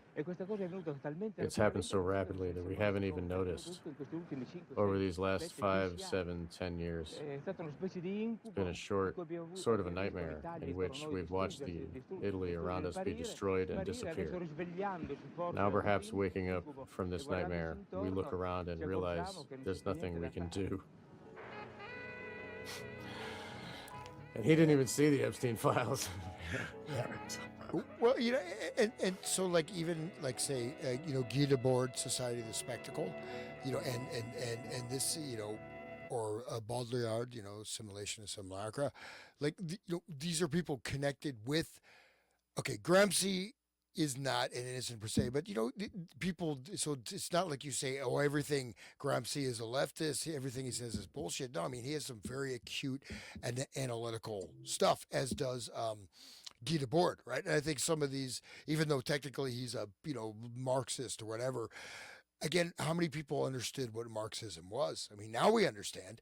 If you look at the surface, it sounds good, and there's some very high level intellectual analysis, right? And so it's important to just throwing that out there because you do get some of this stuff. Yes, Gramsci was, a massive influence in world history. Okay, and the Frankfurt School was because of Gramsci. I mean, this idea that the direct revolution is going to work, we have to infiltrate the culture.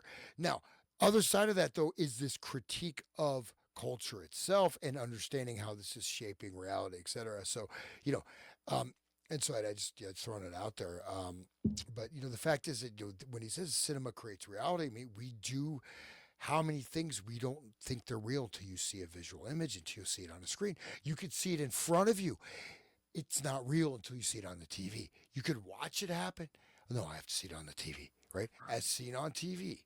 Remember in the Desert Storm, they had these smart bombs going down, and they had like a camera on the bomb as it goes down the chimney and explodes, and that was like on the news at the bar. Just this like green like night vision stuff with all these bombs like just constantly. It's part of the doom scroll that I mentioned earlier. I think that he found that you see like the hopelessness, like we can't get out of it now.